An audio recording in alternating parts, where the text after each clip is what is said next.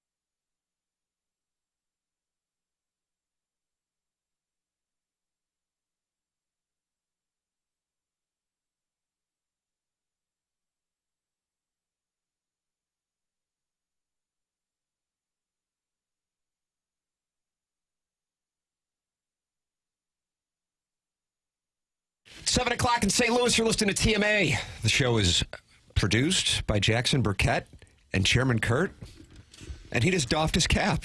Well, it's nice right at the front end, you know. I feel like he put a question mark at the end of it. This show is produced? Question mark?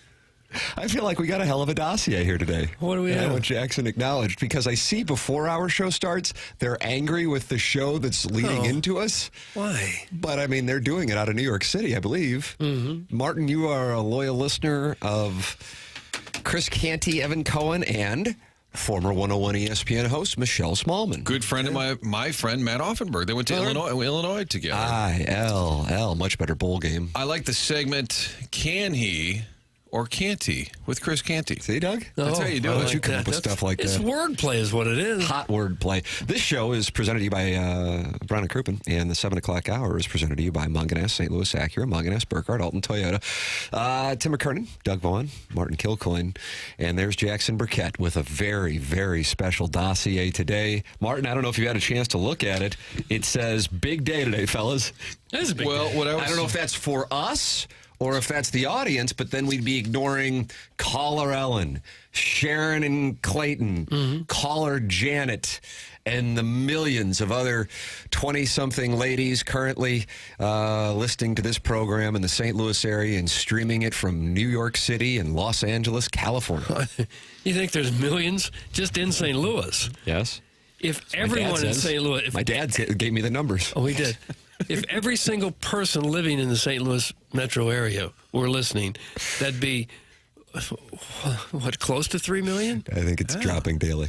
So They're it'd really be big in Finkman. maybe 1.5 million women are listening to us right now. That's right. That's exciting. Why don't you say hello to the ladies? And the real numbers are more like 4 or 5. I think 3, actually. Okay. Let's open the phone lines Yeah, up. Chairman Kurt. I'd like to know where people are listening. Even if you text in, they do Packer roll call, Doug, on Sundays. The Green Bay Packers What is this Packer roll call? They do roll call on their Twitter account, and people chime in, watching in Switzerland, watching in Thailand, wherever. And so if we could get a roll call, people can text in and say, I'm listening on the app. I'm in my home in Aspen. I'm listening in the app. I'm down in Jamaica, wherever. Palm Beach. It's a roll call Thursday. It's a moneyed audience, Doug, and it's a moneyed show because it's sophisticated. And the Manute Bowl eligible gets things going by saying, why is Martin dressed like a striking dock worker? That's fair.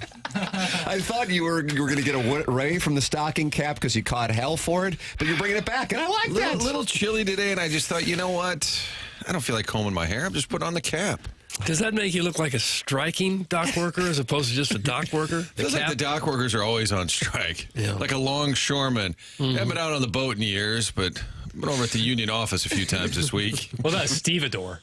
Is that the same thing? I'm sorry? Longshoremen stevedores? Aren't those the same thing? Doug? I thought a stevedore was like a musician of some sort. I don't know. Stevie Wonder? I've seen. That's a troubadour. I've seen Wire season 2. It's a dock worker. It is? Stevedore? Yeah. Point to Jackson. God, There it is. Jackson's going to have a big show. Did you just give yourself an assist on the dunk? It's like the Tony Reale scoring system around the horn. What does that word mean? I mean, it's another word for longshoreman or dock worker. Good for you. I love Jackson's vernacular, and that is a new one. Stevedore. I would like the word broken down for me. What? Okay. Okay. You want like the Stevedore, yeah. It's just somebody who unloads boats, man. But it doesn't say boats, man. Reading the definition, does it say boats, man?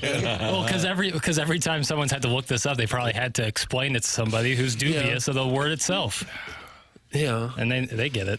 Chairman Stephen Wildwood, very active in this Air Comfort Service text line. So he's in Wildwood. He is actually living in an apartment overlooking Busch Stadium. Mm-hmm. Okay. But The DeWitt's-Carleton. As he calls it, the DeWitt's-Carleton.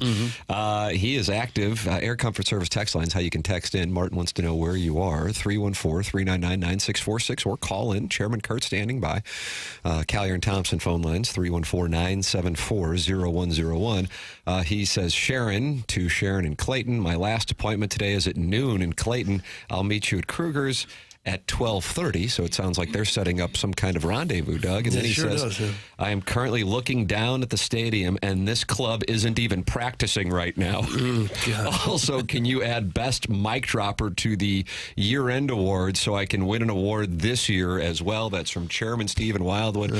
Martin, in the 10 o'clock hour, we are giving out the 2024 TMA year-end awards. We had our papal conclave yesterday. Keep in mind, the 2022 year-end listener of the year presented to you by Milagro Tequila, is sitting right behind you. His name is Chairman Kurt, and you ascend from the general population. Doug, you call them civilians to being a part of this show if you win an award. What an honor that is. Yeah. So whoever wins replaces KG gets that seat? Is that how it works? I went back and listened to the entire show from last year. Yeah. Just to make sure my vote was properly vetted. I didn't want to, you know how you vote for those judges at the ballot? Right. You don't really know much about them. I didn't want to be that guy. Yeah. Unless you've heard something about the judge, you just vote okay, right? Unless he's been involved in some sort of scandal or something. Yes. You figure if his name has been out of the news, he must be okay. Morning, guys. I'm 5 foot 3 inches, 330 pounds, and make $65,900 annually. I'm in Afton in a 94 Ford Explorer. Doug touched my toot sleeve? Now, what did that have to do It's with from the... Jimmy Recaps. Well, Martin asked the people to text in. Tiger Warson Woods says he's listening in Fenton, another Fenton listener. We must be big in Fenton. Well, sure. Fenton's Currently listening in Fenton from my trash truck. No. I'm on my, that's from the 314, from Manute Bowl eligible. I'm on my laptop in Brentwood, just blocks away from Fort Melvin in 1970s sexual nostalgia. That's from Manute Bowl eligible. And most stevedores are insatiable. That's from the 573. Of course, here at Hubbard Radio St. Louis, Jackson announced that Craig Rutledge was insatiable. Did you get called to HR? I actually did talk to Craig about that and apologized profusely. You meant to say... Incomparable is what I think he meant to say. Yeah, there it is. That's it. Because it wasn't infallible. It was incomparable. Infallible is usually the Pope, I believe. But in this case, he wanted to say incomparable. The incomparable Craig Rutledge. Yeah. That's a Frank Cusimano intro. What do you say, Martin? The incomparable. Nobody has had a more distinguished career when it comes to 8th grade girls basketball. You have won how many city counties? That's right. In this case, Jackson wanted to say incomparable, and instead, what an adjective to attach to a gentleman who has worked here for a number of years and helped us out in the IT department. Craig Rutledge, the insatiable. He implied that sexually, you can't satisfy his sexual appetites. his hormones are raging. Wow. That's good. Yeah. Will Craig be there tonight? Because my request for tonight was if everyone would wear name tags, because I wanted to find out who had the claw hammer and who had the rusty blender or whatever. I wanted to see names, and if Craig could just wear insatiable, then I would know who he was. Right, yeah. I really needed that stevedores thing today because I'm ice cold in terms of definitions. So, yeah, that one stung, but you got to get back in the saddle. That's just part of the game. Do you think we have any stevedores in St. Louis, down there on the Mississippi? I feel like there's a lot of barge work going on down below the brewery. Probably less so than in... Alton might have some. Yeah, less so than Lock and coastal. Dams. Yeah, Lock and Dam. Arnold, Missouri here, pant unzip. That's from Injun Joe's Cave Ride Magic Man. His pant is unzipped. We asked if we wanted people to send in whether or not their pants were zipped or unzipped. I might need proximity to the water tower if you're an Arnold. Following up on that, Injun Joe's Cave Ride Magic Man, 314-399-9646. Tonight, I guess this is why it says in the dossier, big day today, fellas, because 12 hours until we all sit on Doug's lap at Hot Shots in South County. Doug, that is happening tonight at the all-new Hot Shots on Lindbergh for a TMA Christmas party from 7 to 9 p.m., and that features Doug dressed up as Santa. Santa Baby is going to be handing out tickets, and Martin, I have the list. Post Malone and Jelly Roll tickets. May 13th at Busch Stadium. Kendrick Lamar and SZA tickets. June 4th at the Dome. Sebastian Maniscalco tickets this Saturday at Enterprise Center. Anybody going to that? I'm going to that. You're going as well? Maybe we're sitting by each other. Well, could be. Would you pocket the tickets? Did I pocket them? No. Santy, it was a joke because Santy was handing them out. No, I know. There's more. 2 for you, 2 for me. We got another big giveaway. Else is interested, we're taking cash. Oh, big giveaway. Advertisers, come by, drop it off on Fridays in a little bag. 20s. Blues tickets, Blues signed pucks, Hot Shots gift card, Jack White tickets. That's April 3rd at the Factory. Disturbed tickets, March 2nd, Enterprise Center. Lincoln Park tickets, August 23rd at Enterprise Center. El Monstero tickets. Didn't you make a request? Did somebody make a request? That was you. Tommy, I'm going on the 26th, Oh, are but you? had an additional request from family members. There you go. A night stay at Hollywood Casino with a $50 dining credit. A night stay at Hollywood Casino with a $50 dining credit again. And TSO, that is on the 18th at Enterprise Center. So there it is. I mean, Doug, every 10 minutes, you're giving away prizes dressed up as Santa. And in the intervals, people will be able to sit on your lap and tell you their fantasies / wishes. No, the winners, I think, get to sit on the lap. Oh, yes. Not everyone. And as an old, I'm afraid I don't know what TSO is. Can someone tell me what that is? My guess is Trans-Siberian. Yes. Oh, Yes, that'd be a good one. Trans-Siberian. Yeah. That is for the olds, right? No.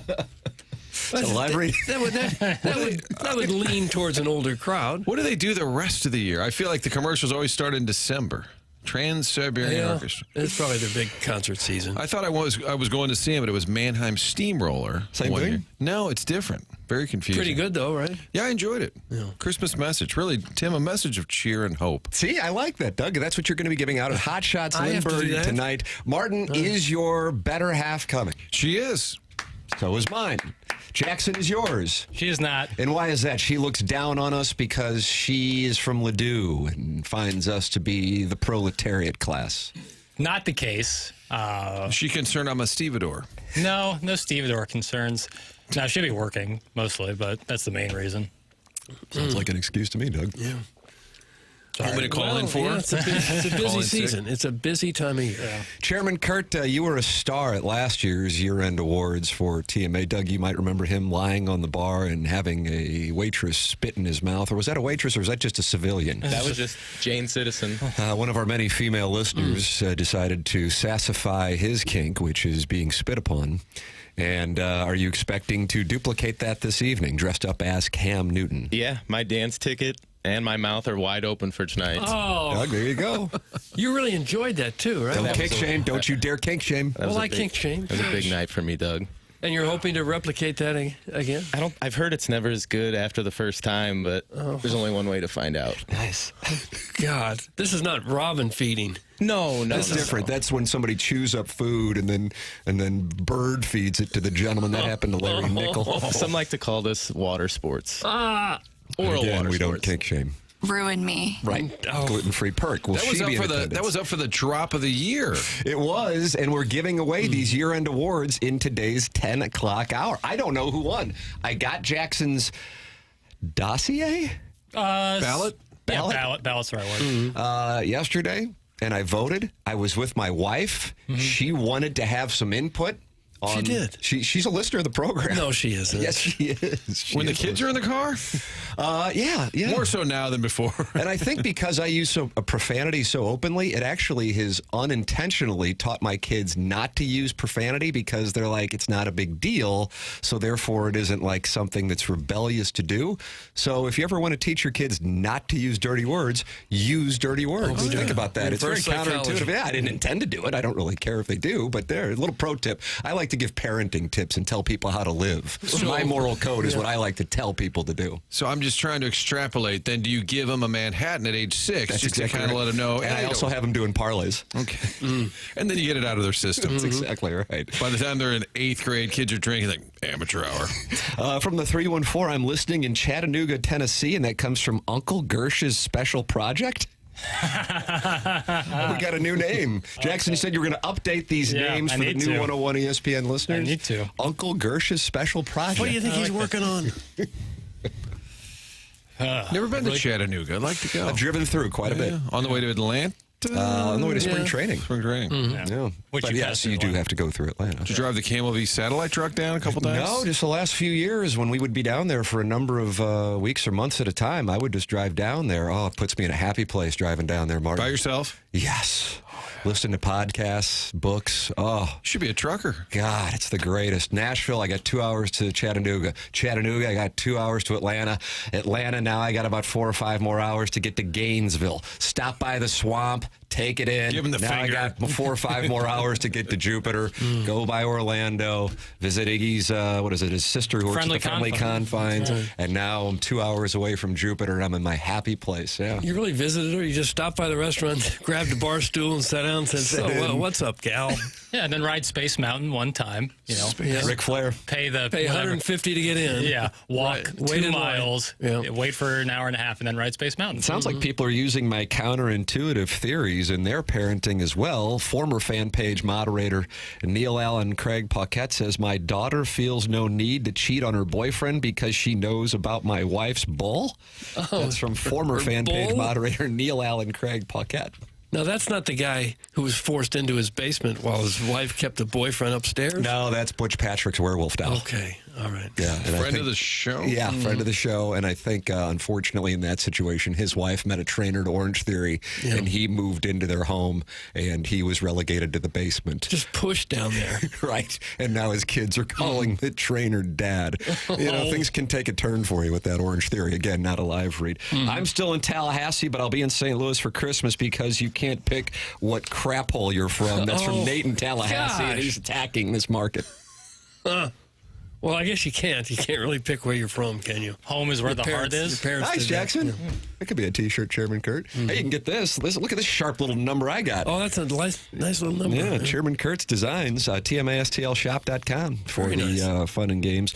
In addition to TMA hats, TMASTLshop.com, hoodies, quarter zips, hats, T-shirts, whatever. It's all there for you. TMASTLshop.com. So, Jackson, how do you feel about the year-end awards? I mean, you know the results. No one else does. I do. I'm very good. I feel everyone voted.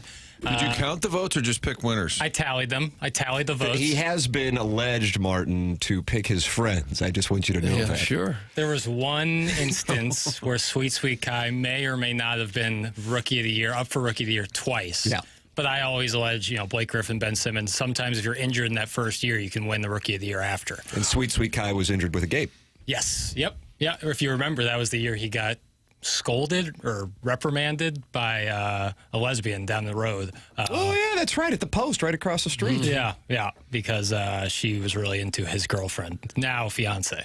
I would do anything for that to happen to me at Hot Shots tonight. Oh, gosh. Listening from in between the Illinois and Mississippi rivers on the Illinois Peninsula, enjoying the show. Thanks. That's from Scott's Wrinkled Ballsack. Maybe he's a stevedore. He's living on the peninsula. Did you know there's a peninsula that you only can get to by a ferry that's like an hour from here, Martin? And that's where Scott's Wrinkled Ballsack resides. Did you know about this? It's By like the Alton, Staten Island Ferry? I believe so. Doug, are you aware of this? I mean, I know you're aware of it now, but do you know where it is? Never been there. No. I've been up there. Yeah, no, there's... You take the ferry? Yes, it's a free ferry from Illinois over to Missouri. Well, I guess it goes back from Missouri to Illinois as Like well. the Staten Island Ferry? They sell a lot of apples, maybe. Yeah, right. Yeah, peaches. It's actually pretty cool. It's the Georgia of the Midwest? And if you go from Alton up the Great River Road, you get on the ferry. We've done this with the kids. And then you go across, and it's just countryside. And there's an old hotel that has a good restaurant inside of it. I sound like Rich Gould. You go up there on a Sunday, pal, and nobody will see you. You get yourself a margarita, okay? You can get to the sports show later.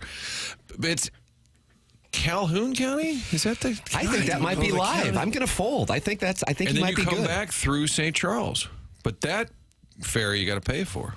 Oh, you do? The one in St. Charles. Interesting. You got to pay to get into St. Charles. Yeah, how You about drive that? your car right on the ferry, right? You do. Yeah, no, it's actually pretty cool. Just past Alton. Get on that ferry. Oh, be darned. Past Grafton, I guess. Maybe the ferry's in Grafton. We'll take your calls. Yeah, the number to call in about the ferry is 314-974-0101. I'll see you boys tonight at Hot Shots. Get that lap ready, Doug. I'm going to sit down and we can talk about the first thing that pops up. That's from Ray King. Wow, Gosh, that no. was good. No. So you get to experience this I tonight with the don't. listeners. This is going to be a treat for you. I may get one of those stun guns they hit Larry Connors with. Anybody gets too frisky, I'll drop them. For a drop. That was begging. Is that a new talk show host begging for drop, drops. guys? Come on, babe. Put the bag down. You can't make me put this thing. Doug's gone. Can't have it 2 days in a row. That's it. He's asking for it. Congrats to Sour, now Sweet Kai, on his third consecutive Rookie of the Year award. It's not his fault. His buddy is corrupt. Hashtag free perk. That's from Colts beat writer with the Indianapolis Star-Tribune. Martin, his name's Brian Henshin. He was not up for Rookie of the Year. Is Kai the Gibson Jimerson of the ballot, where he's just on it every year? Fair. He didn't make it this year. No, it's not a shot at his performance. He's just now a seasoned vet. Can't really give Rookie of the Year. No. Is he coming in for the awards tonight? I don't know. The Christmas party, I guess the awards are on the air. The Christmas party is at Hot Shots. Don't think so. I think he's in Martha's Vineyard for the better part of the winter months. So I don't think he's old money. Just Northeast money, Martin. They go to Ladue, and then they go to the Northeast. I was a little jealous when he spent the summer in Cape Cod, gorgeous area. Not that jealous of spending the winter at Martha's Vineyard. It sounds like a terrible place to be. I think Walter goes up there, doesn't he? This time of year? Probably not this time of year. Not this time of year. He would have a place that he would forget he had. Nice. At one point, I believe, we'll have him on. Big Wall can explain this, but Chantel, his wife, runs a tight ship, and she was going through like the invoicing and paperwork, and she said, did we not quit that club in Scottsdale? Like, I don't know. Jeez. It was like a country club he forgot to quit because they moved from Phoenix like 20 years later. And he's still paying the dues. That's what she noticed. So I think the Cape Cod was a thing. Might still be. We'll ask. I feel like I remember him saying Martha's Vineyard. Yeah. And I like that. Martha's Vineyard. Hi, I'm listing from the East Wing in the 124. Martin, of course, that means the 63124. And our moneyed listeners know all about the 63124. Ready and waiting for my award. The 101 audience should know I have more career nominations than any other listener. That's from Mr. Licks, who I ran into at the Polar Express 2 nights ago down there at Union Station, Doug. Before going, is it the Sleigh Shed restaurant we went to? I don't know where you went. Polar Express, pictures in the Selfie Express, Sleigh Shed at Union Station, back home.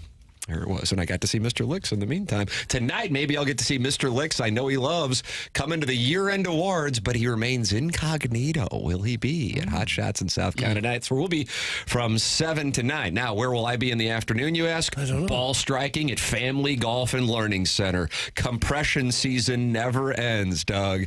And I'm telling you, if you like a good shaft lean, why don't you come out to Family Golf and Learning Center today and take a look at my club head speed, bro. Family Golf and Learning Center, that is where you can go to join their sim leagues, which get underway in January, a new session in January. And if you are looking for gift cards or gifts for the golfer in your life, you can go online right now at familygolfonline.com and you take care of your holiday shopping right there. Family Golf and Learning Center with monthly clinics, adult clinics, and they have all kinds of opportunities for you to play even when it's cold outside. Their driving range has heated bays, so you just turn on the little heater and then you're hitting balls and you don't even realize, oh, it's 20 degrees. That doesn't matter. You don't feel it. And, of course, indoors they have simulators and a wonderful pro shop with great instructors. It's Family Golf and Learning Center, longtime TMA sponsor, online at familygolfonline.com. Sign up for their sim leagues or go in there for your holiday shopping. It's Family Golf and Learning Center. Tim McKernan, Doug Vaughn, Martin Kilcoyne, Jackson Burkett with you here on the program. It's a big day because we have our TMA year-end awards in the 10 o'clock hour and then our toy drive at Hot Shots in South County on Lindbergh, all new Hot Shots. If you're going to be in attendance tonight, please bring a new unwrapped toy for our toy drive for Annie's Hope, a wonderful organization that is tied to the late, great friend of the show, participant of the program, friend of the program for certain, Jay Randolph Jr.'s longtime companion, Amy LaBelle. And we are asking you to bring a new unwrapped toy for our toy drive tonight at Hot Shots in South County, where Doug will be dressed up as Santa Claus and giving away tickets every 10 minutes and taking pictures with listeners on his lap. And Martin and I are bringing our significant others. Interesting that Jackson's not, though. I want to figure what that's all about. You got to work. Yeah. Yep. Martin's playing along with that. Yeah. And the Cardinals are trying. Okay, just play along. Without practicing. Yeah, that's right. Down at Stephen Wildwood's place. Ladies and gentlemen, let's see what I got on this dossier, Jackson. I mean, I know we've got Bernie Federko on Thursdays, every day, usually at 8:15. If the Blues aren't in Western Canada, we have a Blues guest, Bernie Federko, with us on the program. And let's see what we got. Thirsty Thursday? Thirsty Thursday? Galaxy Brain Burkett? And Missouri's schedule was announced last night for the 2025 season. Martin, are you aware of that? They're playing every game at home. They got a special NCAA 8 exemption. home games. We will have that for you coming up on today's presentation. But the Cardinals, the title of the second segment is Cardinals Really Are Sitting This One Out. We will explain what that means in the dossier next. This is TMA 101. ESPN shows presented to you by Brown and Crouppen, and you can watch it and participate in the chat at youtube.com/TMA STL.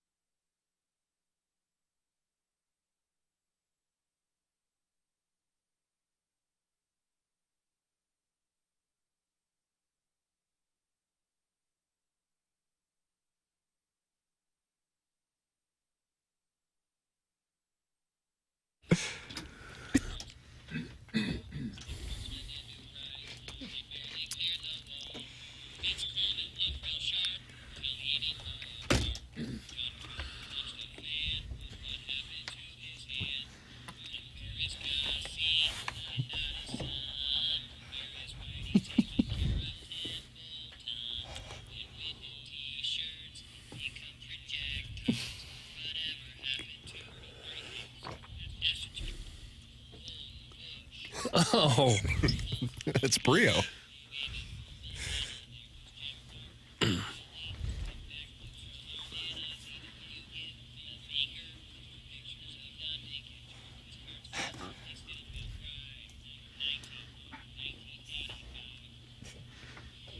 How do you like this one, Martin? I like it. I think that the words chosen were good. I think it was bad on purpose. Do you like how it's sung in a round for no apparent reason? I think he's trying to do a bad job, and I appreciate that. it's fantastic writing, though. You Really do appreciate clever, the writing. Really clever lyrics. Ladies and gentlemen, the show's The Morning After. It airs on 101 ESPN and youtube.com/TMA STL. And it's presented to you by Brown and Crouppen. Munganess, St. Louis Acura, Munganess, Burkhardt, Alton, Toyota. 7 o'clock hour. Tim McKernan, Doug Vaughn, Martin Kilcoyne, Jackson Burkett, and Chairman Kurt with you on the program. Segment 2, dossier titled Cardinals Are Really Sitting This One Out. Martin, why does it say that? Because the Cardinals did not select a player in the Rule 5 draft, first round selection yesterday. I will say, for the benefit of the show, I did a little research, and apparently, this is going to sound like rights holder. You're holding the rights? But apparently, it's fairly common for teams to skip it because the player you take, you have to keep on your roster the entire year. Miguel Mejia, 1996. That sounds right. Yeah. Was he the Texture of the Year that year, Doug? I don't believe so. He later but won in there 2000. There are other teams that don't pick anybody in the Rule I 5 think it's draft. about half, they said. Yeah. And the Cardinals, I guess, every couple of years sit the Rule 5 draft out. Mm-hmm. And it costs you $100,000 to the Well, team. So hopefully that's not the reason. if you don't want a player that you don't think is going to be worthy of a roster spot the entire season. It doesn't make sense just to pick someone to pick them. Ryan Fernandez last year, they took him from the Red Sox, and then he was good. Kept him the whole year. So apparently they didn't have anybody identified that would be able to, because they've got a runway for all the other players, Doug. That's what's going on. You got the runway. Let your own young players have a shot at it as goes with this. I did laugh because it felt like it was perfect fodder for. We're sitting this one out, but I did. This friend of mine involved in Major League Baseball said it's not uncommon for teams to do that, and I said, well, I was kind of hoping to use it as material to pile on. He said, I don't think that's a good example. That one does not bolster. We're sitting this one out. I'm sorry, I ruined the segment. It's all right. It doesn't matter. Jackson says it's still fine. I actually really appreciate you doing the work there, Martin. Because I was on the group text, and I thought, let me just see what the real story is. I appreciate that because with the Rule 5 draft, I was just enough interested to think about looking into it, and then right at the last second, I go, I'm not that interested. How about that, Doug? There should be an award for that. Where's your Thinking about research doing chops? the job, but then not doing it. Yeah, I was like, no, this is interesting. Why did they not do this? What's the Rule 5 draft all about? And I was like, I don't really. And then you went back to the NBA in-season tournament? Yeah, breaking down these red courts. You didn't know they had to keep him on the roster the whole year? I didn't really even know much. Hector Luna. Was that Hector Luna? I believe Was so. he a Rule 5? I feel like they had to keep him on the roster, too. I thought there was some deal there, but maybe I'm off the mark on it. But Miguel Mejia, 1996, I'm very confident in that. Very speedy. They never played him. Outside of he had a mad dash against the Dodgers in September. Am I right on that? Well, I don't remember. Remember, Hector Luna had to come in against the Astros and play third? Was Roland hurt? And so Luna gets injected, forced into the game and makes an error. And in the post game in Houston, it's one of those years they played the Astros in the playoffs. We're all waiting to talk to Luna about this costly error. And Albert Pujols goes over and stands next to him, allows like 2 questions, says, that's it. That's enough.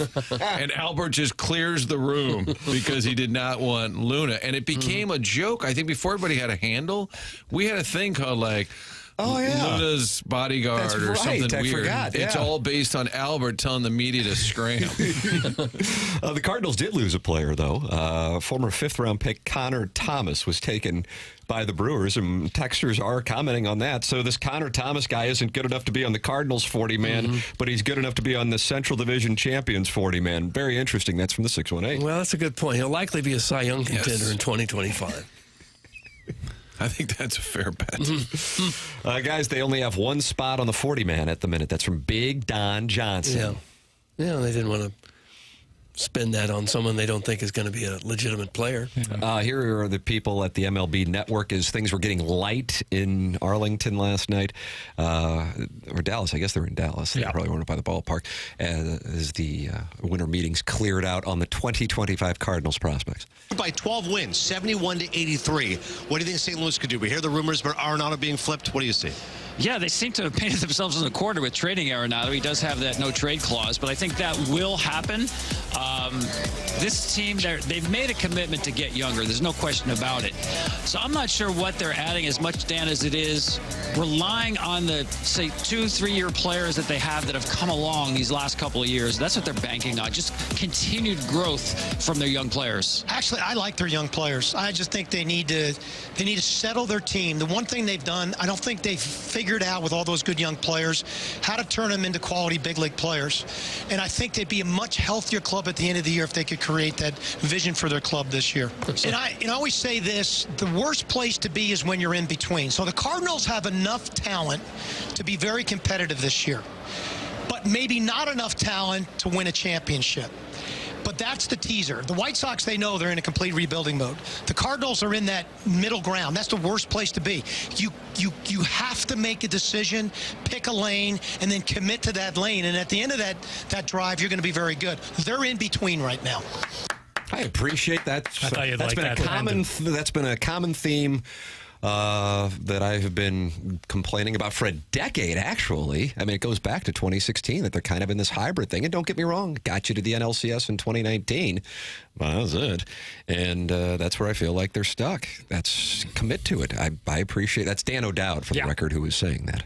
Yep. New slogan, pick a lane. Pick a lane. I kind of like that, too. Pick a lane. He did make the rather obvious statement that you got to get them to the big leagues and get them better. No kidding. In fairness to Mr. O'Dowd, I like that he was called Mr. Odell. That was a longer clip, and he went in detail on like all the players, basically like all the younger guys. The only person who's allowed to have a long clip on this show is Kenny Dillingham. That's right. That's right. Kenny D is the only one.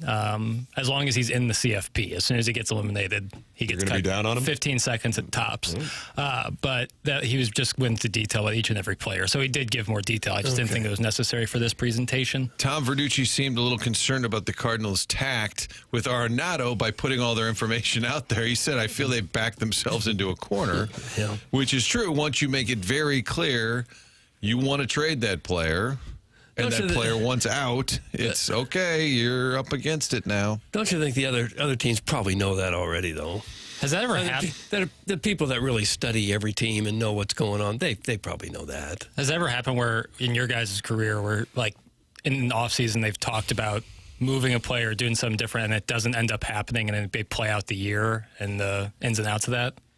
That's a great question. Yeah, I mean, I think we've seen it in St. Louis, actually, here within the last year and a half. The hockey, Torrey Krug. There you go. Nicely done, Martin. Exactly right. They went to him to waive his no-trade clause, go to Flyers, and he said, no, thank you. Yeah. Yeah. I can imagine that's kind of I guess it's all business, not personal. Well, yeah. Sonny? Yeah. Well, why would it be personal? Well, I mean, it's tough to not feel. I think Roland LaRussa was personal. No, I understand that, but I thought you were talking about specifically with Krug. Not necessarily with Krug, but like if you were talking in an off season about trading or moving a player and it doesn't end up happening, like you've kind of expressed to the world that you no longer desire the player on your team. I think a good example also was Tarasenko, how it got real ugly. And remember, Berube was asked multiple times, what are you going to do? He said, well, we're going to play him. He's here. He's going to play. And Tarasenko's agent, I think, tried to force their hand. Critical of the way that medical his torn shoulder labrum was handled and that he had to have it operated on multiple times. And that Blues doctors. I think that's a very good recent example where it was, because I don't think Krug was ever acrimonious. Like they wanted him to be moved. He didn't want it. And they said, okay, fine. But I think with Tarasenko, that was very personal. And they just said, we're going to play him. I think Berube was the right coach to deal with it. Yeah. He was just, I don't care. He's here. He's playing. And I think, a lot of fans had the curiosity, how is he going to handle this? Tarasenko, that is. And now he's on about his 5th or 6th team. Isn't that crazy? He was here for like 10 years. Right. And now he's been everywhere. Feels like he's just kind of playing out the string at this point. Yeah, just won a chalice. Yeah. I think it would be very awkward, though, to be in a position like Terry Krug, where a team has said they wanted to trade you, and you say, no, I'm going to stay right here. Doesn't that seem like it would be really awkward the rest of the way, the rest of the time you're here? I'm sure it is. I think it's probably a proportional decision that they've set up shop here, and the Flyers were not a team that was looked at last year as being a legitimate contender. So you sit there and you go, this sucks, but I don't want to pick up and move to just be at another also ran. So that's what we're going to choose. It's not a great spot. You're kind of choosing the lesser of two evils. But what if they tell you could play for the Angels? Does that change it? That's the one that jumped out at me yesterday. When Nolan Arenado wants to go to a winner, we get it. Yankees, Red Sox, Dodgers, Padres, wherever. On the list, the Angels. I think that's a lifestyle choice. Yes. You can live in some of the best residential real estate in the world. Doug's pro Orange County. Martin. Oh, God, it's beautiful. Well, absolutely and that's where he's not only from, I'm pretty sure he lives in that area. So maybe that's his consolation prize. If I can't get to one of these great organizations, all right, I'll take the one in my backyard. I live in Newport Beach. And interestingly, of that list that was announced by Dane Perry of CBS Sports, the 6 teams, and the Angels really being the only one of the 6 teams that are not expected to be competitive. Who knows what winds up happening, but certainly that is not expected as of this moment, that the Yankees were not included on that list. And Derek Gould of the Post-Dispatch said, I wouldn't be so sure that you can cross the Yankees off that list just yet. Because I'm telling you, as you guys know, and we discussed a little bit yesterday, a number of New York writers are saying that is still in play. But then at the same time, Martin, you cited what is an SNY report? It was Jack Curry, who's on the Yes Network. Yes Network, yeah. Who is kind of a Yankees insider, I would say. Maybe more of a host, kind of like we have with Bally's, FanDuel. He's a TV guy that covers the Yankees, but I think pretty credible. He basically ruled out Arenado. Yeah. I don't think I would rule that out just yet. And I do think Arenado threw the Angels in there just as if nothing else works. Has he ever seen summer in St. Louis? I mean, this is the place I'd want to be.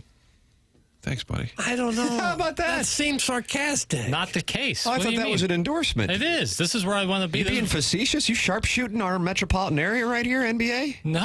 No, absolutely not. This is where baseball, this is the real home of baseball. It is? Yes. There's upstate a New York. new slogan. Yeah, is that another one? Real home of baseball. Sitting it out at the real home of baseball. Pick a lane. We're already the heartland of hockey. Wouldn't you like to hear the Mozeliak call, though, to Sonny Gray? Sonny, we're going in a new direction. Not going to be too good. And he says, just built the new pool. Don't really feel like moving. And that could undo the entire plan. That's what I'm saying. I just don't think that they were expecting. I mean, the most outspoken person at the end of the season was Wilson Contreras. Remember that? You might have been there, Martin, in the clubhouse. He goes, the front office has to start trying to win. This is an organization that, and then I'm sure they're like, oh, good, he's willing to go. And then the next thing you know, I think I'll stick around. Sonny Gray, I think I'll stick around. Oh, crap. Now we've got $60 million on the books that we weren't planning on having on books. And he said something else about the Brewers winning, because I asked Wilson, I said, will you go root on the Brewers? He said, absolutely. He was going to go watch his brother William play playoff baseball. And he said something about, we need to look at what they're doing in Milwaukee. That one didn't get as much play, but fairly critical. So you would think he would want out, but maybe he just built the new pool. Yeah, on the It's all about the new pools. On the surface, it seems like if you're making more money than you could possibly spend, and there's a chance to go to a bigger, more exciting city somewhere in America than here. Martin, you catch that? There's a couple of them.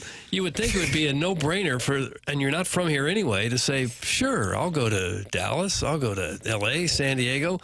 But, we don't know about the personal side of it. The family, If kids. the family's happy, if the wife likes the area. Or that's why I always like go back to with the 2023 trade deadline, where it struck me as obvious to part ways with Arenado and Goldschmidt, and especially when Arenado had, per the Los Angeles Times, expressed interest in going to the Dodgers. The Dodgers, of course, competitive. But what we don't know is if both Goldschmidt and Arenado, or one or the other, said, well, I'm not going anywhere. Paul Goldschmidt might be. I know Goldschmidt for sure has, I don't want to say an older family, but his kids are older. Arenado has one child, if I'm not mistaken, and is younger. So you just don't know with school and what the family's preference is. I mean, it worked to St. Louis's advantage, I think, with Jim Montgomery. I don't really even think that's an I think that Montgomery himself would say that with his wife's family here and his ties to St. Louis, he wanted to be here. Man, Goldschmidt's living here year-round, so I think that makes it even more interesting for him. Where do you go next? You got to pack up. I mean, if I were him, and I have no idea what his... I mean, maybe even leave the family here while you go play 1 year in Baltimore or Toronto.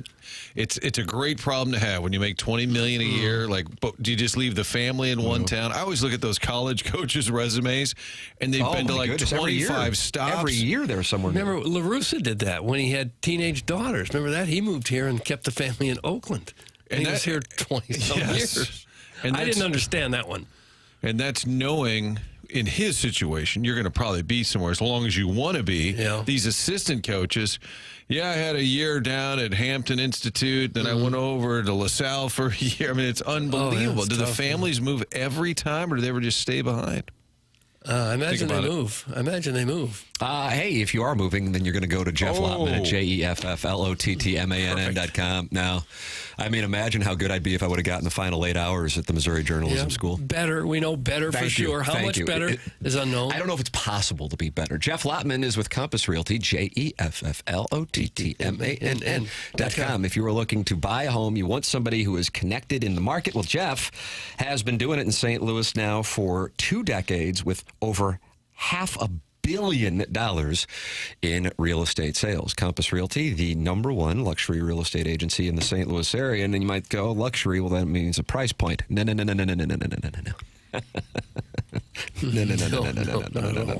That's an experience. That's not a price point. So work with Jeff at jefflottman.com, Compass Realty, JEFFLOTTMANN.com. Yeah, that's Jeff Lottman, Compass Realty. Tim McKernan, Doug Vaughn, Martin Kilcoyne, Jackson Burkett, and Chairman Kerr with you on the program. Call in, and you might just be put on the air. I mean, we had some superstars calling in yesterday on the Callier and Thompson phone lines. Maybe you can be a superstar, and then maybe you can win Caller of the Year at the year-end awards, which come your way today in the 10 o'clock hour. And then all of us will be at Hot Shots on Lindbergh, the all-new Hot Shots on Lindbergh in South County. And that is tonight from 7 to 9, featuring Santa Doug. And we ask you to bring a new unwrapped toy for our toy drive for Annie's Hope.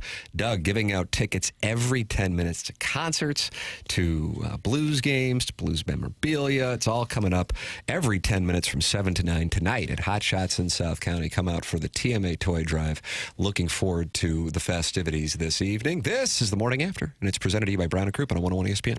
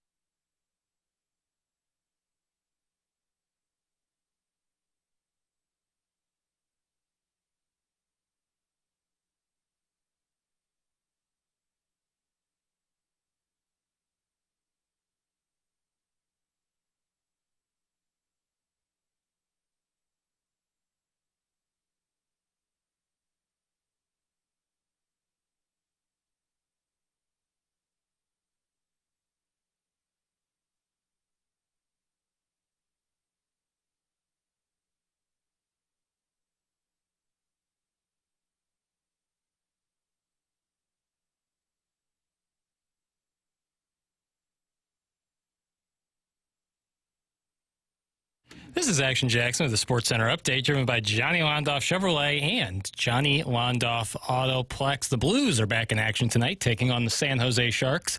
You can catch that game right here on 101 ESPN. Pregame at 6 p.m., puck drop at 7 p.m. That was another Sports Center update, driven by Johnny Londoff Chevrolet and Johnny Londoff Autoplex. See them at Londoff.com. Chevy, together we drive. Are you kidding me?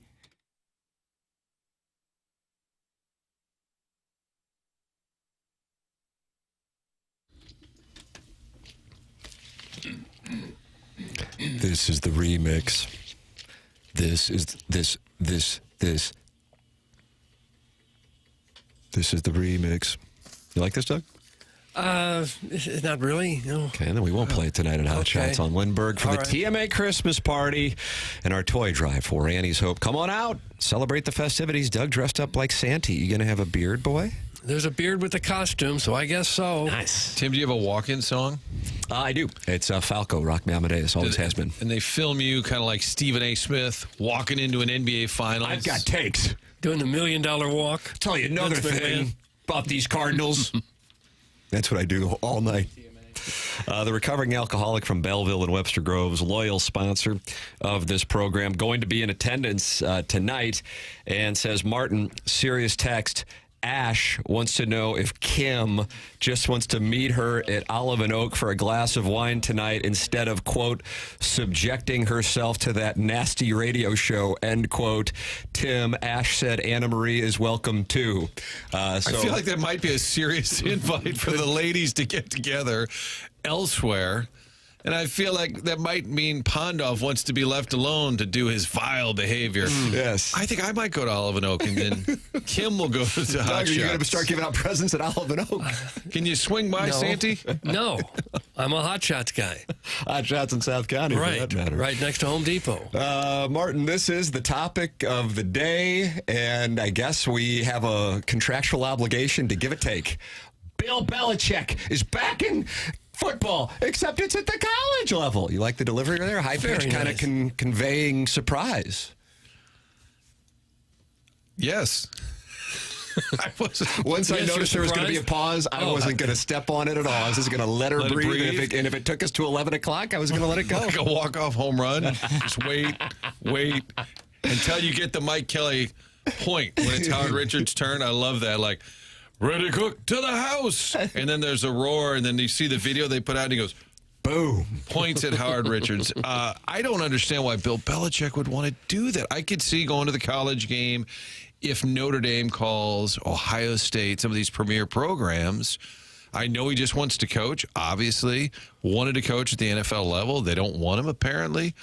I just don't know why he wants to do it. And like North Carolina, can he get it going? Maybe. It's just sort of an odd match. Yeah, I think he realized it wasn't going to happen in the NFL. That's my simple theory on it, Doug. I read somewhere where his son has been named head coach in waiting in this job. His son is going to be part of his staff, so maybe that's got something to do with it. Yeah, I don't really get it either, except that he's got too much energy, just wants to be back in the game, and couldn't get the NFL gig that he wanted. Do you think his son called and said, "What are we going to do, Dad? I need a job. I'll take the Carolina job." Hold on a second. Right there, it sounds like... No, that was Bill Belichick telling his son. That's what Bill Belichick sounds like? He was telling his son. I've heard more kind of a monotone delivery. Do you think it'll Is work? my dad dating a 24-year-old? Got to text my mom. Do you think it'll work? That's the thing. I don't. You're short in the market. Yeah, to me, he doesn't have the kind of personality that a college kid would really enjoy. I don't think. I think Drinkwitz does. You know, the younger coaches that kind of connect a little bit better with the 18-year-old recruits. The thing to me that stands out, and I have coached in the NFL, but I haven't coached at the college level. Mm-hmm. The thing that stands out to me on the NFL versus a college job, in the NFL, you don't have to do the recruiting.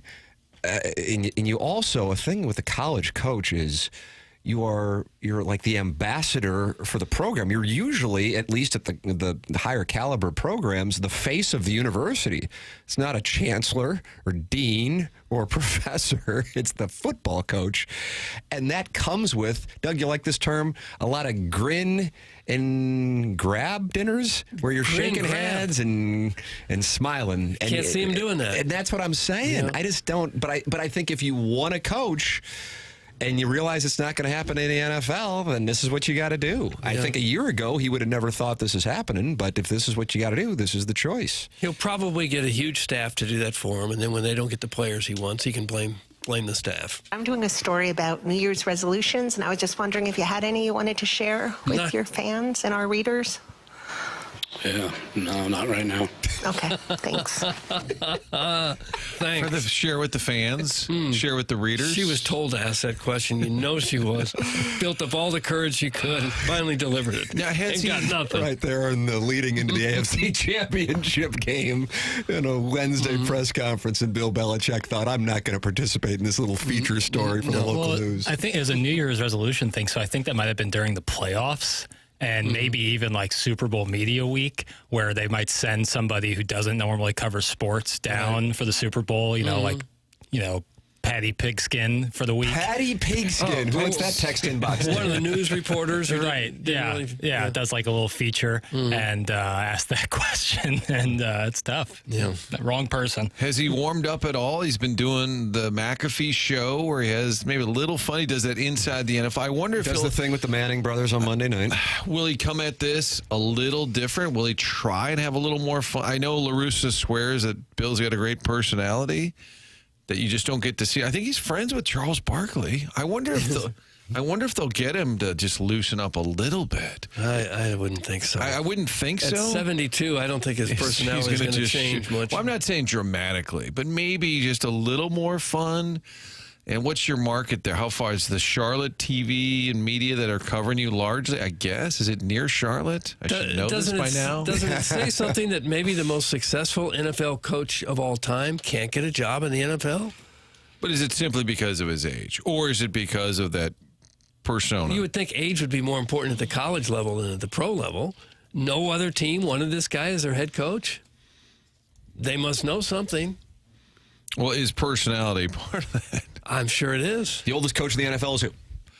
The old, Pete Carroll's not. It used to be Pete Carroll. That's right. 3, 2, 1. Anybody want to fire? Initials, please. Oh boy! I figured somebody would know it. I mean, not Andy Reid. The hometown team. Andy Reid. Okay. 66.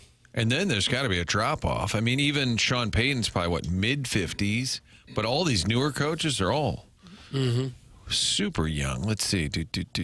How old is he? No, he's young. 140 miles from Charlotte to Chapel Hill. Yeah. He could just destroy the college kid that's got the local. I'm with the Tar Heel Gazette. Shut up. Who's he going to spar with? Because in Boston, there's a ton of media. I guess if you're Charlotte TV, you make that trek back and forth. But Bearcats is not happy with Jackson. Super Bowl week is in February, dog hater. Come on. No one is asking New Year's resolutions in February. That's from Bearcats. He won the Milagro Tequila Listener of the Month in January 2023. Larry David got Happy New Year deep into February, so that's my reference point. I think Jackson was doing two different things. He was saying it was New Year's week, but he said the Super Bowl type reporter, I believe like a feature reporter sent out during a playoff week, right? Yeah, I can't remember. I remember. I stand down. I was trying to help. John Scores asks the question, how old is Mike Tomlin? He is the defending Milagro Tequila Listener of the Month. 52. Young. I would say 50-ish. 52. Yeah. No, never had a losing record? That's correct. I've watched that. The hell they call the Hard Knocks inside the season, and they're doing inside the AFC North. It's really good, by the way. Recommended viewing on Max. And he stands out, man. He commands the room, that's for sure. He's got that team playing too. Kind of a sneaker team in the AFC, Doug. Kerry Davis's Steelers. He was up there this weekend. They were going into the Steelers Hall of Fame. Dick LeBeau. Yeah. Kerry Davis was up there this weekend. At that Heinz Field. No longer known as. Yeah. Is that right? Yeah, they changed it. Bill Belichick will be the oldest coach in college football. Because he'll be as well. 73 next season. Yep. It just strikes me as very odd. Yeah, One of the it is greatest odd. coaches ever can't get another job in the league. Can you imagine the greatest baseball manager ever? I guess I have to go back to college now. I can't get another job. The best basketball coach? Yeah, I know. I'm with well, I've won more NBA champions than anyone else, but I can't get another job in the NBA. It doesn't make sense. Larry Brown coached high school, but I think he chose to. Oh, yeah. I think. Probably. It might be a person like you hire a guy like that, he's like taking over the franchise in a way. It's like, who's more powerful in an organization than Bill Belichick ever? I think one of the things that led to the more intense falling out between Robert Kraft and Bill Belichick is the reports, and I think this may have been covered in The Dynasty, which was a series on the Patriots, that Robert Kraft told Arthur Blank of the Falcons not to trust Belichick when it looked like Belichick was about to get that job, and then they wound up hiring Raheem Morris. So that may be something that went around the NFL owners' circles, and like, okay, this guy might not be worth it. He's also not going to be in it for the long haul. So that could have played a role in it if the owner who won a number of Super Bowls with him was telling other owners not to hire him. Yeah. Yep. Yeah, I think that plays a big part in it. And then word gets around like crazy, Well, I think Tom Brady and their relationship got a little icier at the end. Who could endorse him? Have you heard any former star players come out? Because if you had Tom Brady saying, man, go to North Carolina, play, although he's a Michigan guy, but if I were Belichick, I would try and get as many former Patriots to just kind of speak my praises as I'm trying to recruit young kids to come to North Carolina. But the other thing is it's going to come down to money. And if the North Carolina boosters are excited about, holy smokes, we got Bill Belichick, and they start throwing tons of money at the program, that's going to immediately bring in better players. Well, I suspect he's going to go down as one of the greatest college coaches of all NFL coaches of all time because his quarterback was the greatest NFL quarterback of all time. That's how you win with a fantastic quarterback. He had one. He won with Brady. He didn't win without him. He didn't win in New England. He didn't win in Cleveland. When Brady left, that was the end of Belichick. When Brady was there, he was the greatest coach ever. Why do you hate Jacoby Brissett? I don't hate this fella, whoever he is. I don't hate anyone. Matt Castle? Don't hate him.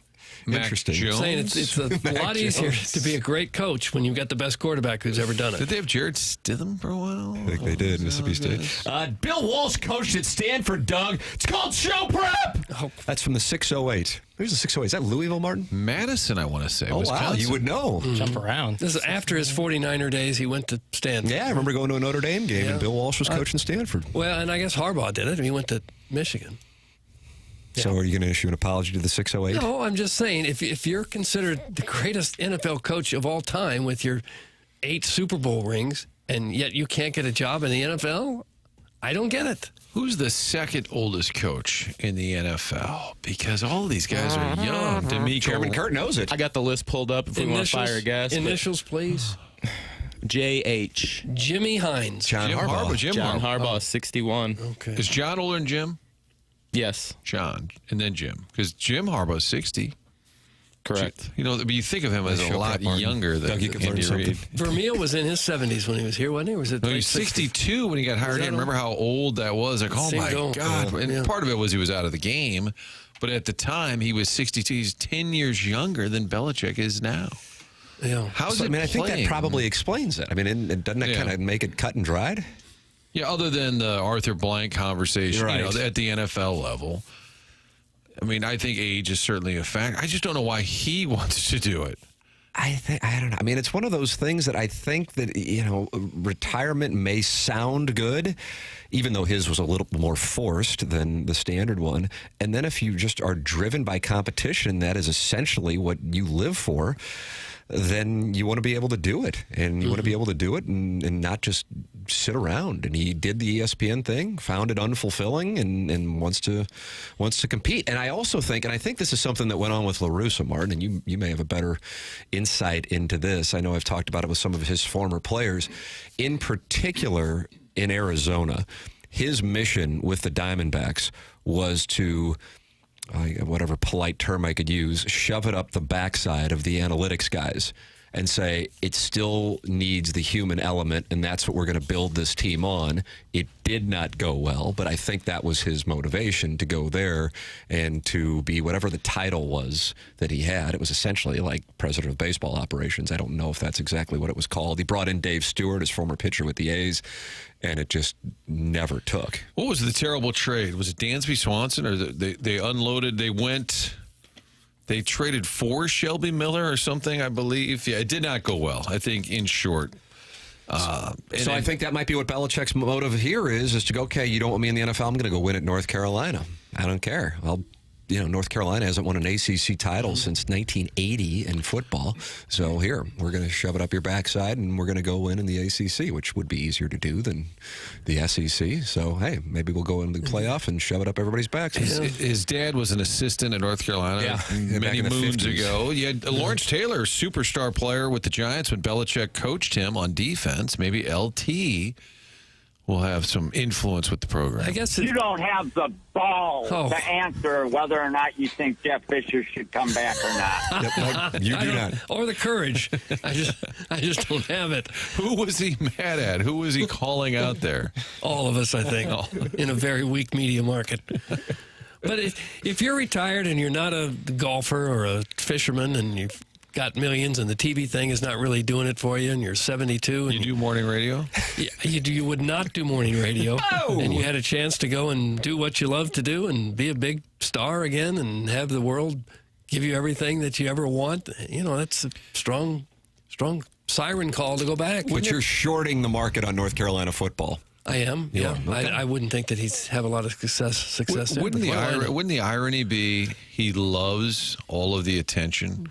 Sure. The media just talking about him nonstop, that he just enjoys being talked about, yet he refuses to be a part of it. I also think there might be some embarrassment. I think the motivation is intangible, and it's pride that, okay, you're not going to hire me in the NFL. Robert Kraft, who I won all these Super Bowls for, is telling people not to hire me. F this. I'm going to go turn what has been, it's not been a doormat, but it certainly hasn't been a blue blood in college football. I'm going to go turn it into a winner. So screw you guys. That's what I think it's about. I think it's abstract like that. It obviously isn't financial. It is 8 o'clock in St. Louis, and this is TMA. Tim McKernan, Doug Vaughn, Martin Kilcoyne, Jackson Burkett, Chairman Kerr. You can call in today. We have the year-end awards coming up in the 10 o'clock hour. Those are presented to you by Milagro Tequila. And then our TMA toy drive tonight at Hot Shots in South County from 7 to 9. All new location on Lindbergh. Please bring a new unwrapped toy to the festivities from 7 to 9. And Doug is going to be dressed up as Santa Claus, giving away tickets to all kinds of concert starting at 7 p.m. Call in 314-974-0101. Those phone lines brought to you by Collier and Thompson. Doug? If you are currently in retirement, you do not have to go to North Carolina to get a new kitchen. See what I did with the Belichick thing. Collier & Thompson is right here in St. Louis, and they are your go-to source for every design consideration. They carry the best cabinets, appliances, countertops in the business.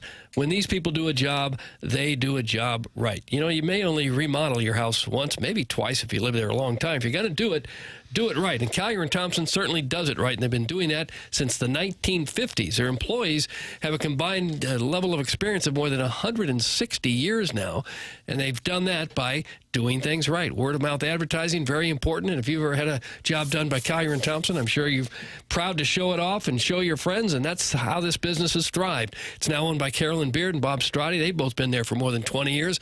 They would love to show you around their showroom there on Manchester. They have more than 10,000 square feet, more than 20 kitchen displays alone. You can get some fantastic ideas on what to do to your kitchen or your bathroom. Maybe redo a basement, a wine room, a man cave, bars, accent rooms. Want to tear down a wall, open things up on the first floor. They do it all right there at Collier & Thompson, and they do it better than anyone in town. You ought to look at some of their before and after pictures on their website just to get an idea idea of what they can do for you. They have a AAA rating with the Better Business Bureau. They won a Torch Award for ethics in the business. Just a first-class operation all the way around, and they would love to help you make your house look like a show place. Callier & Thompson is on Manchester and Baldwin, next to Uncle Bill's Pancake House. Callier & Thompson, come home to quality.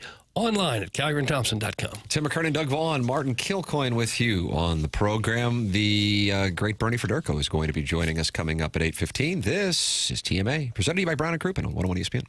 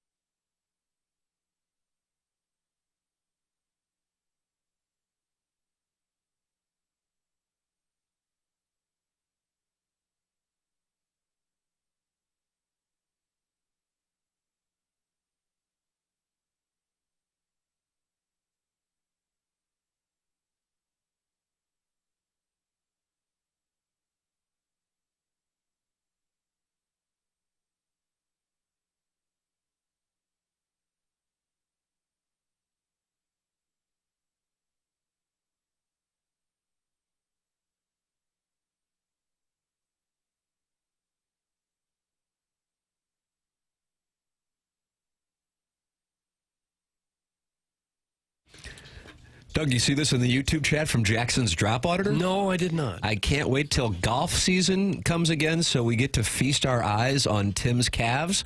Oh, for heaven's sakes. That's from Jackson's Drop Auditor in the YouTube chat. Why don't you go into that YouTube chat and talk it over with everybody and invite them to sit on your lap tonight at Hot Shots in South County from 7 to 9 for the TMA Toy Drive. It's not about sitting on my lap. It's about winning a fabulous prize, and there's some great prizes out there. You some better great believe concerts it. and tickets and You things. better believe it. Jesse Kioski sent me the list yesterday. This is what we got going on tonight. We'll all be there at Hot Shots in South County for the TMA Toy Drive for Annie's Hope, the TMA Christmas Party, Post Malone and Jelly Roll tickets, Kendrick Lamar and SZA tickets, Sebastian Maniscalco tickets.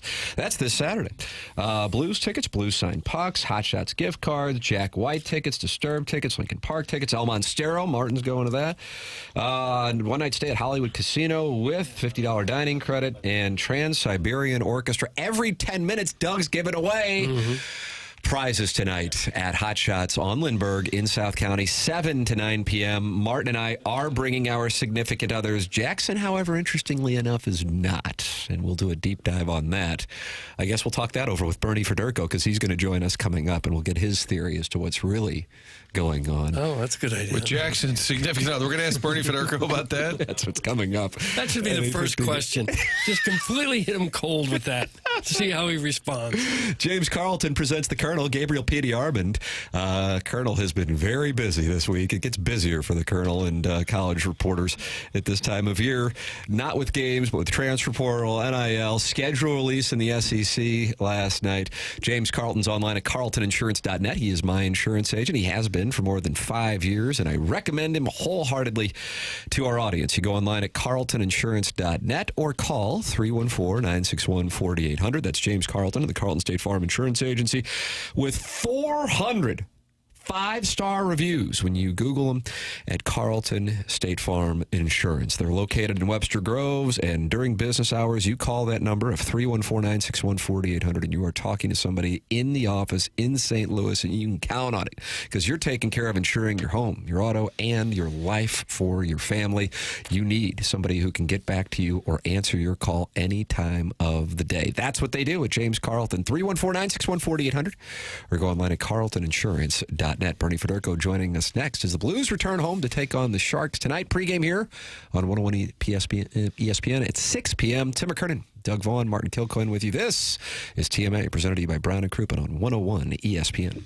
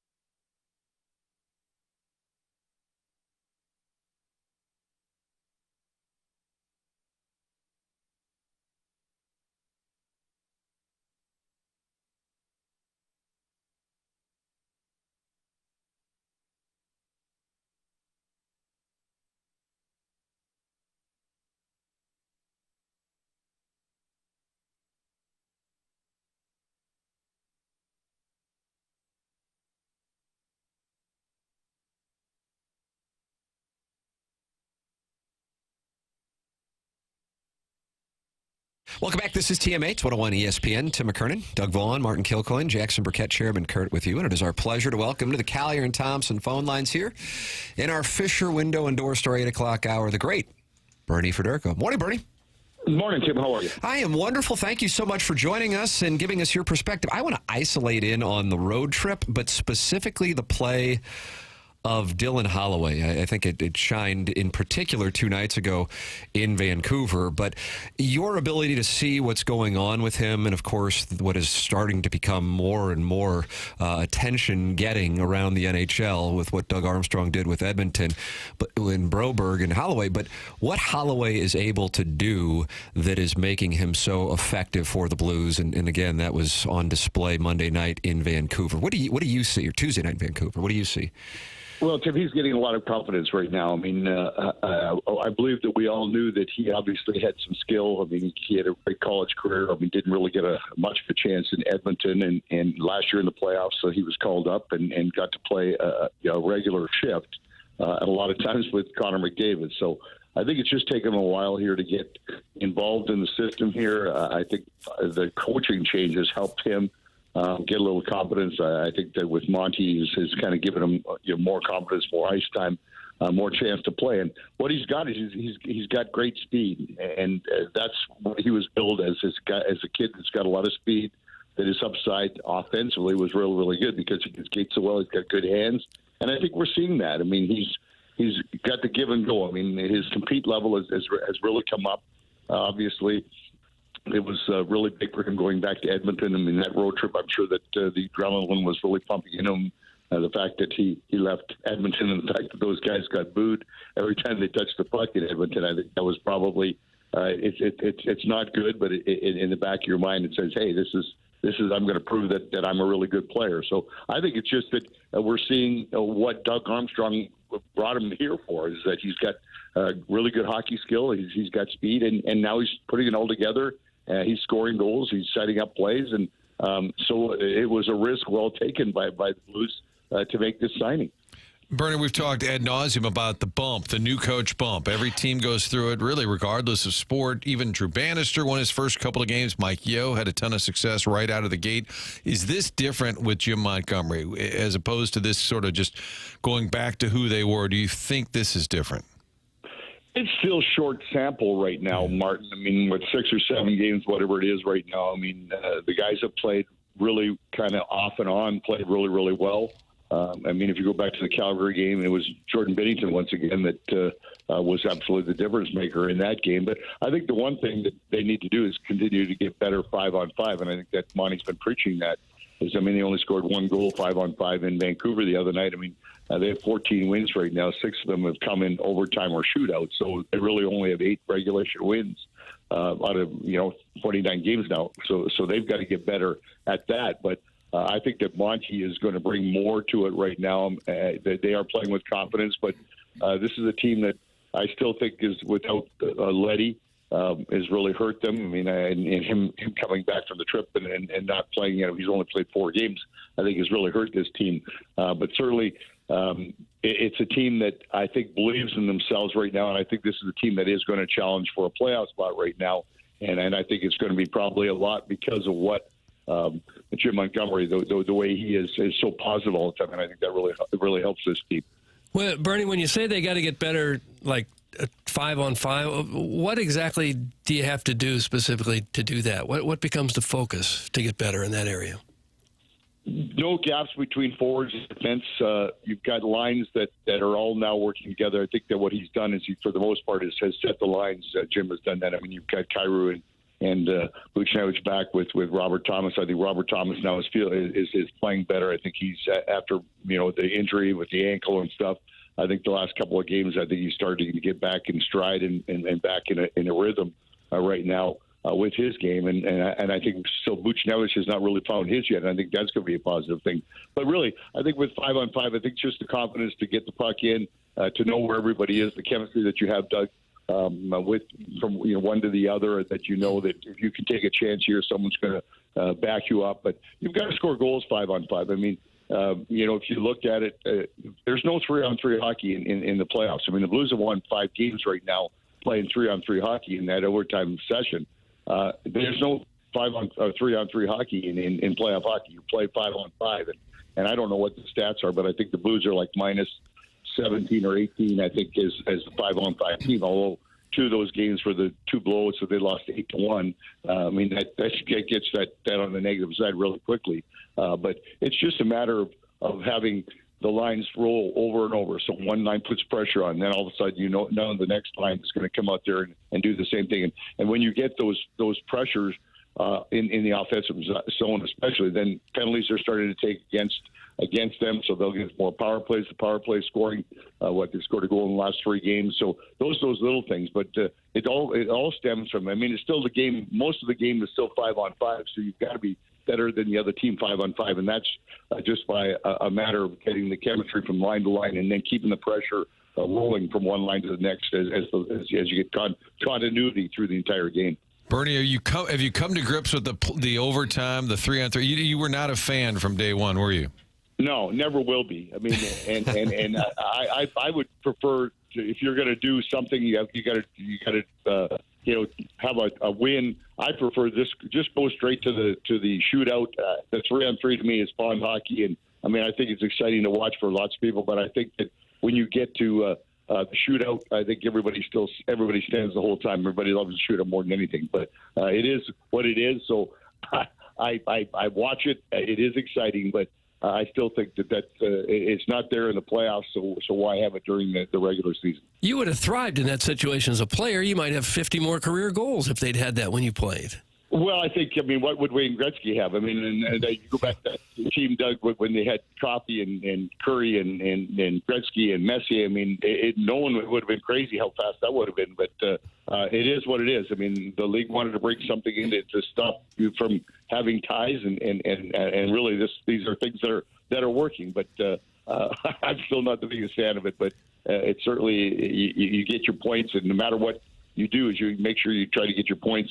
And no matter how you get them, even if it's 3-on-3, and it's great that the Blues have got those 14 wins, those 6 wins in the 3-on-3, but certainly they've got to get their 5-on-5 games so that they can make it to the playoffs and then do their damage then as well. If things had gone just a little differently for the Blues in overtime, they could be absolutely buried in the standings right now, couldn't they? That's true. Yep. Yeah, with only eight wins in regulation time. Yep, that's exactly it, Doug. So, I mean, that's the whole deal. But the points are there, so right now, they find themselves in that situation. They're a game over 500 right now. They're real close to being in a wild card spot. So, the schedule is going to go. This has been a tough part of their schedule, too. I mean, that was a tough road trip. They go out and win 3 of those 4 games on the road trip. I mean, they've got home, one tonight. They're going to Dallas, and they got the Rangers. They got Jersey. And they're back on the road into Florida. So this is a tough schedule for them right now before Christmas. So it's really difficult. And then, of course, they're starting to play divisional games, and that's where they got to be really much better in the division. So there's a lot of things that are still there, but certainly it's good to see them playing a lot better hockey, and they're playing with a lot of energy, and I think that's what is so much fun to watch right now. It is, man. It is so fun to watch the energy and just see the difference in the way that the team is playing. And we'll get a chance to see it here tonight. Blues and Sharks at Enterprise Center before they go back out and play one of the better teams. And the Dallas Stars, again, is this stretch of schedule certainly one of the toughest of the year for the Blues. Bernie Federko every Thursday at 8:15 here on TMA. Bernie, we appreciate the time. Thanks so much. Gentlemen, always a pleasure. You guys have a great weekend. Thank you. You too. Bernie. That's the Hall of Famer Bernie Federko with us here on TMA. The Missouri football schedule announced last night, and a couple of fun facts regarding this schedule that make it incredibly unique. We will have that for you. Plus a playoff system that has been pitched to 2 of the Power 4 conferences. And if this system would have been in place this year, Missouri would have been a playoff team. I'll explain. Oh, will you? Okay. Look forward to that. I won't be able to get out of the car. Well, I went to Betty, push back my 8:30, will you? Yep. I went to a teasing camp over the weekend.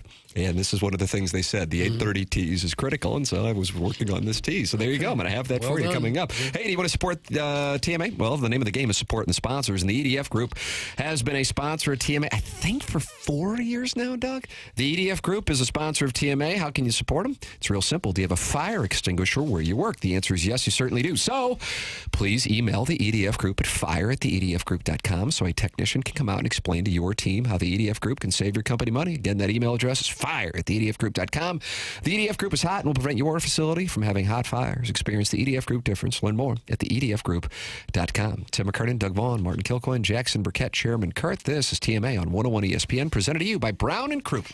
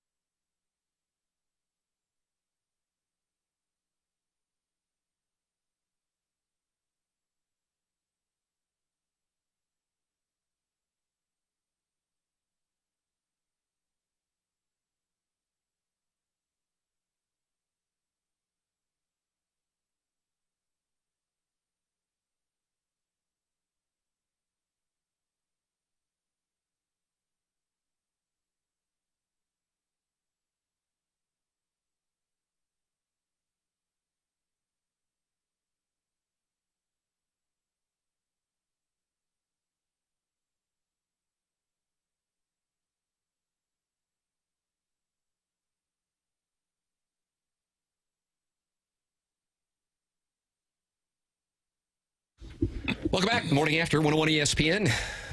My name's Tim McKernan, Doug Vaughn, Martin Kilcoyne, Jackson Burkett, Chairman Kurt with you on the program. Doug, were you watching the SEC Network's schedule reveal show last night at 6 o'clock? Gosh, missed it completely. Now, right there, I'm sensing that you weren't as excited about it as I was. Schedule reveals aren't usually at the top of my TV viewing list. Jackson, were you watching it? I know Martin had to do his sportscast on the 2 Fox. I was following along on Twitter as it was happening. I was not watching it. I thought you were an anti-Twitter guy. No, I'm not. I mean, I think it has its purposes. I think this is a great resource in this case. But no, I was not watching the actual schedule reveal live. Well, I have booked hotel rooms, and I wanted to make sure I got one for the weekend of Roll Damn Tide. Oh, really? I'd already booked one for the weekend of Rock Chalk Jayhawk. That's taking place on September 6th. They open up the season with one you always thought would be fun if they could play because of Scottie Pippen's ties, Central Arkansas. Oh, yeah. I've been looking forward to that matchup for many, many years. Well, good news. It's August 30th. Then Rock Chalk Jayhawk comes to town on September 6th. I like that one. Now, some people might think this is LSU. It's not. It's just Louisiana. They come on September 13th. They come a-calling. Everybody's coming to Columbia. Then Shane Beamer, Jackson's guy. Jackson does not like that Shane Beamer. No. And he's coming to Columbia. He's coming to Columbia. So the Mizzou is not allowed to leave Boone County. I don't know how many road games Missouri has played in a combination of September 23, September 24, and now September 25, because they wrap up with new SEC school UMass, which now has a regular rotation of SEC opponents. This year they played Bonus Georgia, Mississippi State, Missouri. Absolutely. Doug, as you know, September 27th is my birthday, and my gift this year is the Minutemen, Marcus Camby, Lou Rowe, coming to Columbia on September 27th. Those guys have been gone for, 30 years now? But you liked what you saw from the Minutemen when Missouri went to Amherst this year. Because you like the foliage. It was so boring I didn't even watch most of it. That's what I said to my wife. I said, we can go out of town on my birthday because Missouri has a bye week. She goes, well, they're not playing that week? I go, no, they're playing UMass. It's like the varsity playing against the JV team or something. So they open up the season with Central Arkansas, Kansas, Louisiana, South Carolina, UMass, all to start in Columbia, then a bye week, and then another home game, and that's when Roll Damn Tide comes to Columbia, Missouri, and I was able to get a hotel. Nice. Yep. Did you really book ahead that far? Oh, yeah, absolutely. Well, you have to. Yeah. I don't want to get ahead of ourselves here, but Jackson's going to do a record through the 6 games. No. That's a Take Smith's delight. Yeah, big time. But given that that's the 6th consecutive home game, they have to go on the road after that, and it's October 11th. Alabama is going to be the homecoming game. I mean, why does October 11th have to be homecoming? Well, they're not going to do homecoming in November, and they don't play another home game. Why don't you do it earlier? You think September 27th for UMass? Yeah, I guess that doesn't. September homecoming too. Who cares if it's September 27 or October 11? It is usually mid-October. Well, who cares if it's a good opponent? Do you have to win homecoming? Go out, play the best, beat the best. It's bulletin to be board the man, material. you got to beat the man, and baby, I am the man. Rolex time, 24 hours, camera. It's been your pleasure. Whoa! That's the Nature Boy, Ric Flair, and Doug loves that when they do that at Busch Stadium and the Enterprise Center. And everybody's saying that UMass is the homecoming. People are texting. People are saying UMass is homecoming. Jackson's going to issue an apology right here. No, I will not. But don't schedule scared. Who cares if Alabama? Make it homecoming. Play the big game on homecoming and win the big game. Seems to me like an awfully good schedule for them. Yes. You get to play Kansas again. You got really no cold weather games. Mississippi State on November 15th. That'll probably still be okay. No cold weather games. Alabama coming in, Texas A&M coming in, South Carolina. That's a great schedule. So for the record, it's Alabama on the 11th, and they go down on the plains of Auburn, October 18th, to Nashville and Vanderbilt on the 25th. Will Diego Pavia still be there? He is suing to be able to play.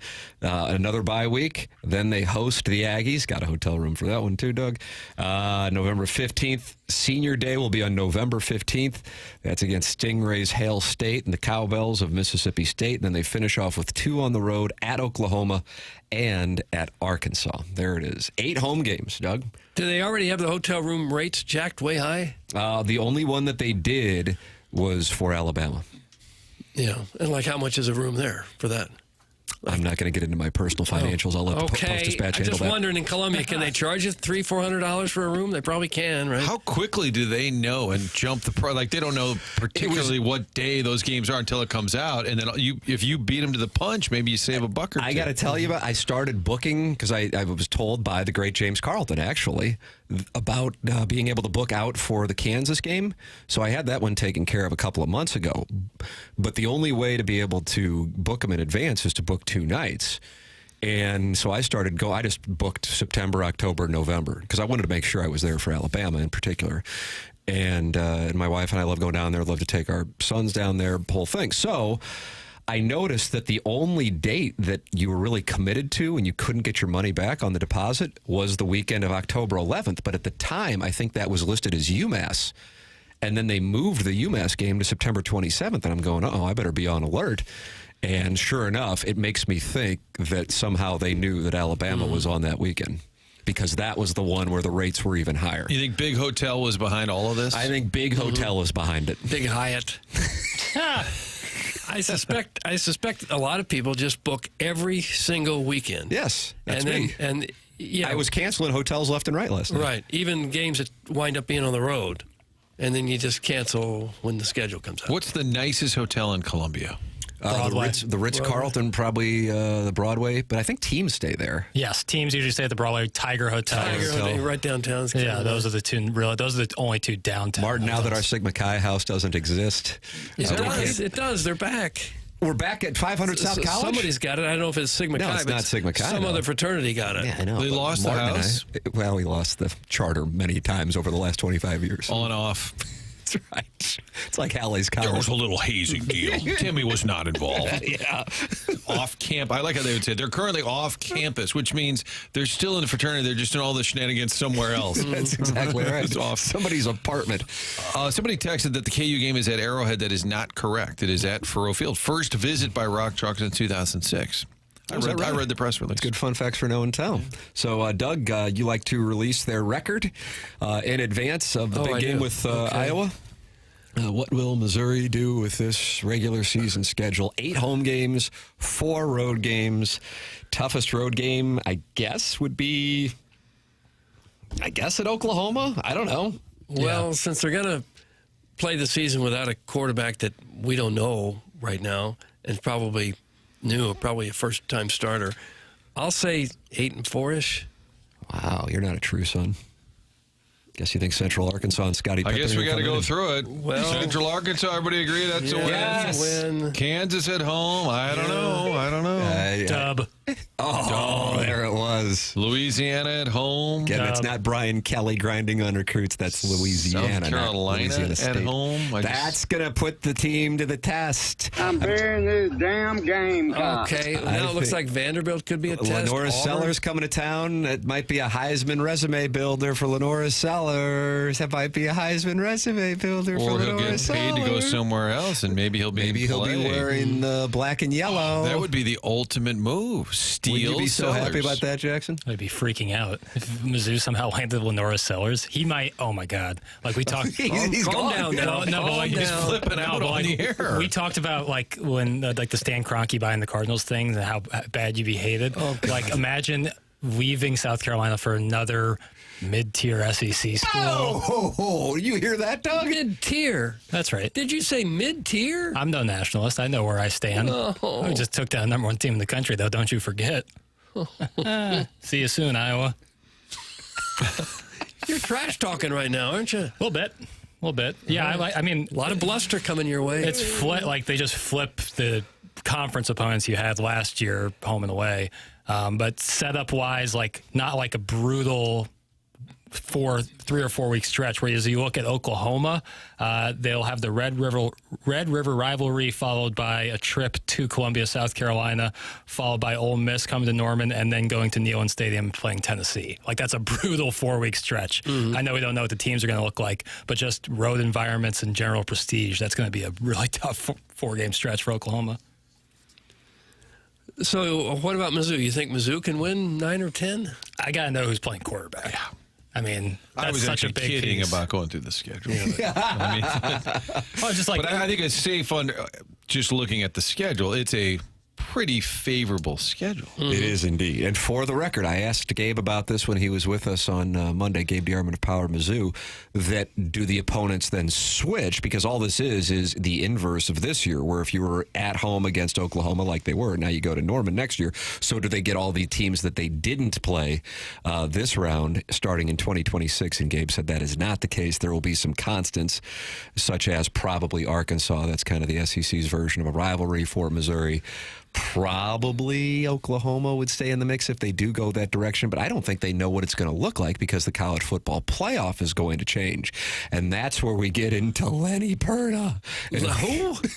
Lenny Perna. Why did you say it like that? because he's Italian. Okay. Lenny Perna and the work that he's doing with this college football playoff proposal. Doug, are you aware of the work that Lenny... No. It's the College Student Football League. And they met this past week with the Big 12 and the ACC. Notably absent the SEC and the Big Ten. Right. Now, what Lenny Perna is put on the table. Who the hell is Lenny Perna? All the paisans are going to be jumping with joy. I don't know if they will.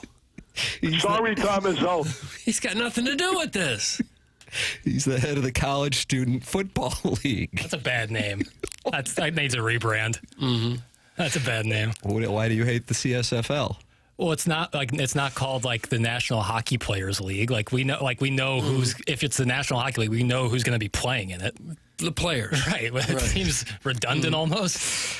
His proposal is a 24-team playoff where nobody does any rankings or evaluations. And just like in the NFL, the teams that win their divisions and the wild card teams with the next best records get in. No arbitrary criteria, just math.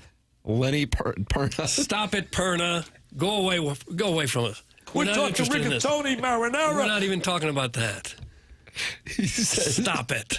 We know fans want this. More access and fair access without the politics, without all the squabbling. That sounds good to me.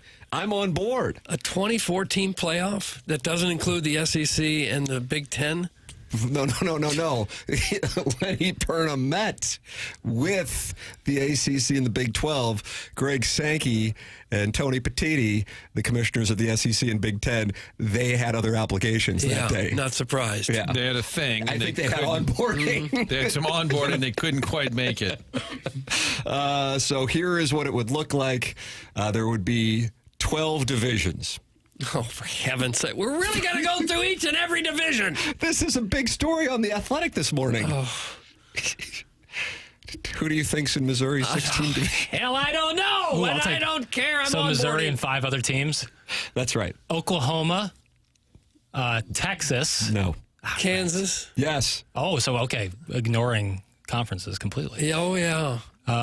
Kansas State. Yes. Iowa? No. Illinois? No. Arkansas? No. Nebraska? No. Can we have initials? Colorado? Yes. Nice. So we got Colorado, Kansas, Kansas State, Oklahoma, and Oklahoma State. I don't mind that. That's the Plains division. I like that. Okay.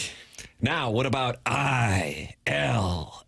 Who's in their division? Northwestern. Indiana. They're in the Great Lakes division. That might be a screaming Great tell. Lakes. Michigan State. Nice. Wisconsin. Indiana, you said. That's correct. Yeah.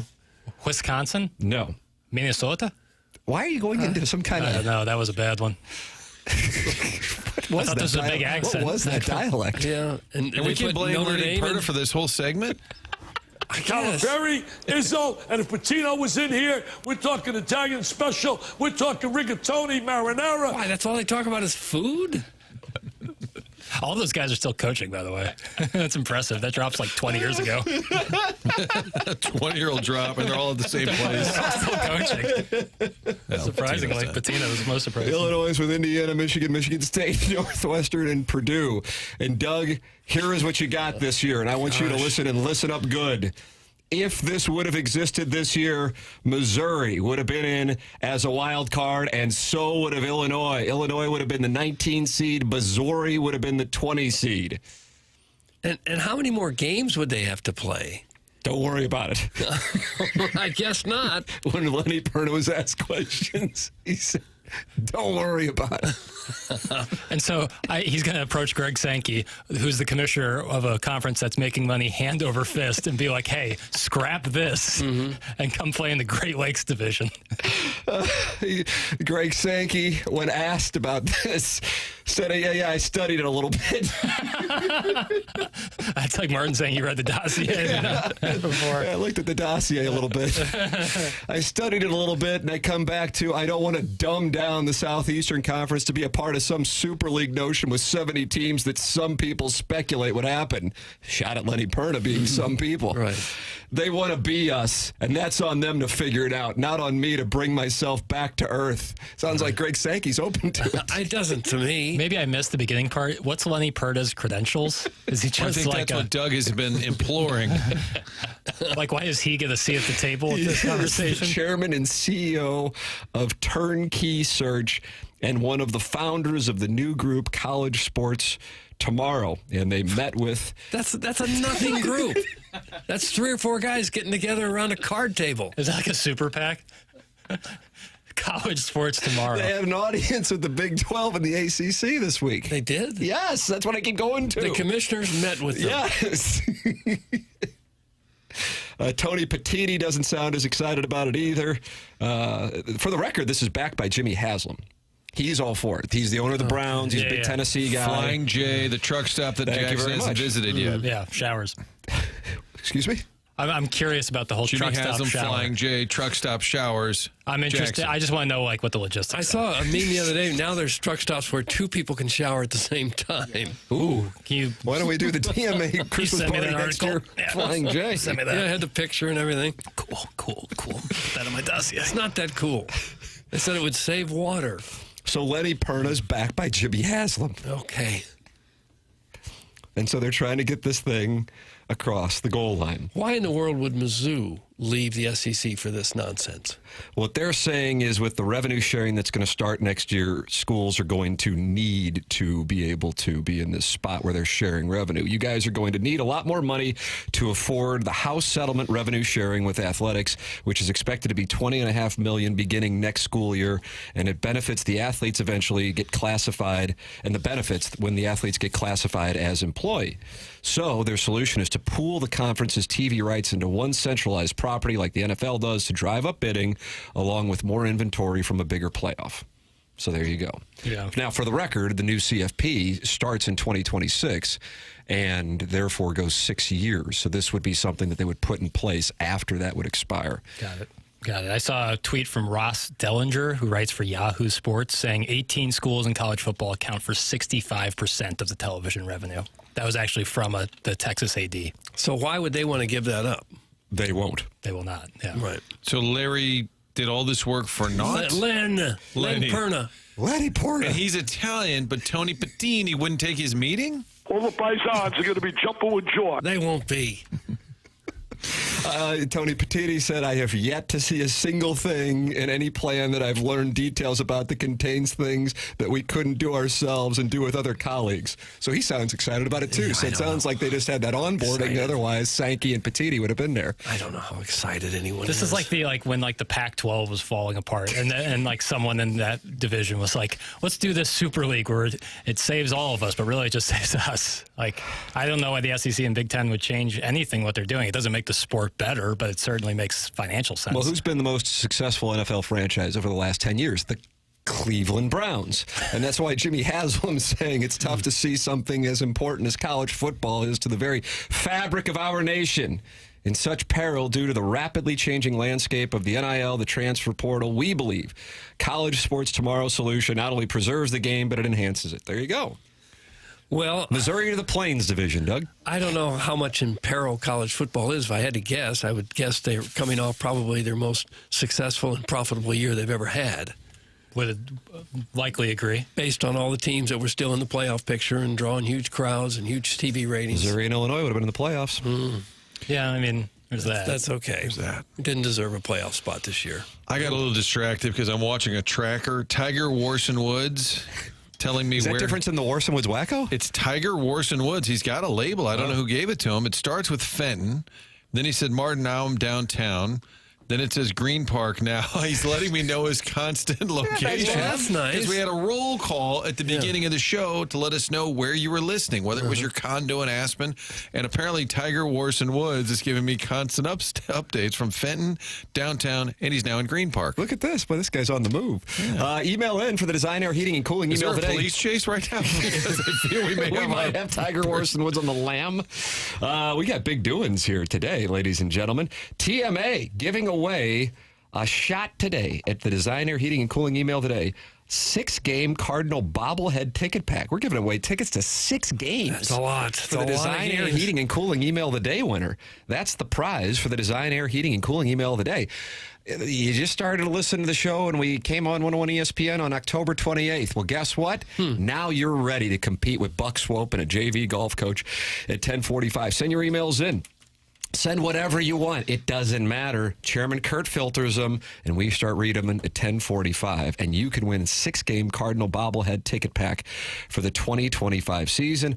All the bobblehead giveaways include Mason Wynn, Ozzie Smith for next year. Cardinal ticket packs are on sale now. Find out all the details at Cardinal Ticket Packs now, and that's at cardinals.com/holiday. Tim McKernan, Doug Vaughn, Martin Kilcoyne, Jackson Burkett, Chairman Kurt coming up in the 10 o'clock hour, which is presented to you by Munganast, our TMA year-end awards. And then tonight at Hot Shots in South County on Lindbergh, brand new location for a TMA Christmas party and TMA toy drive.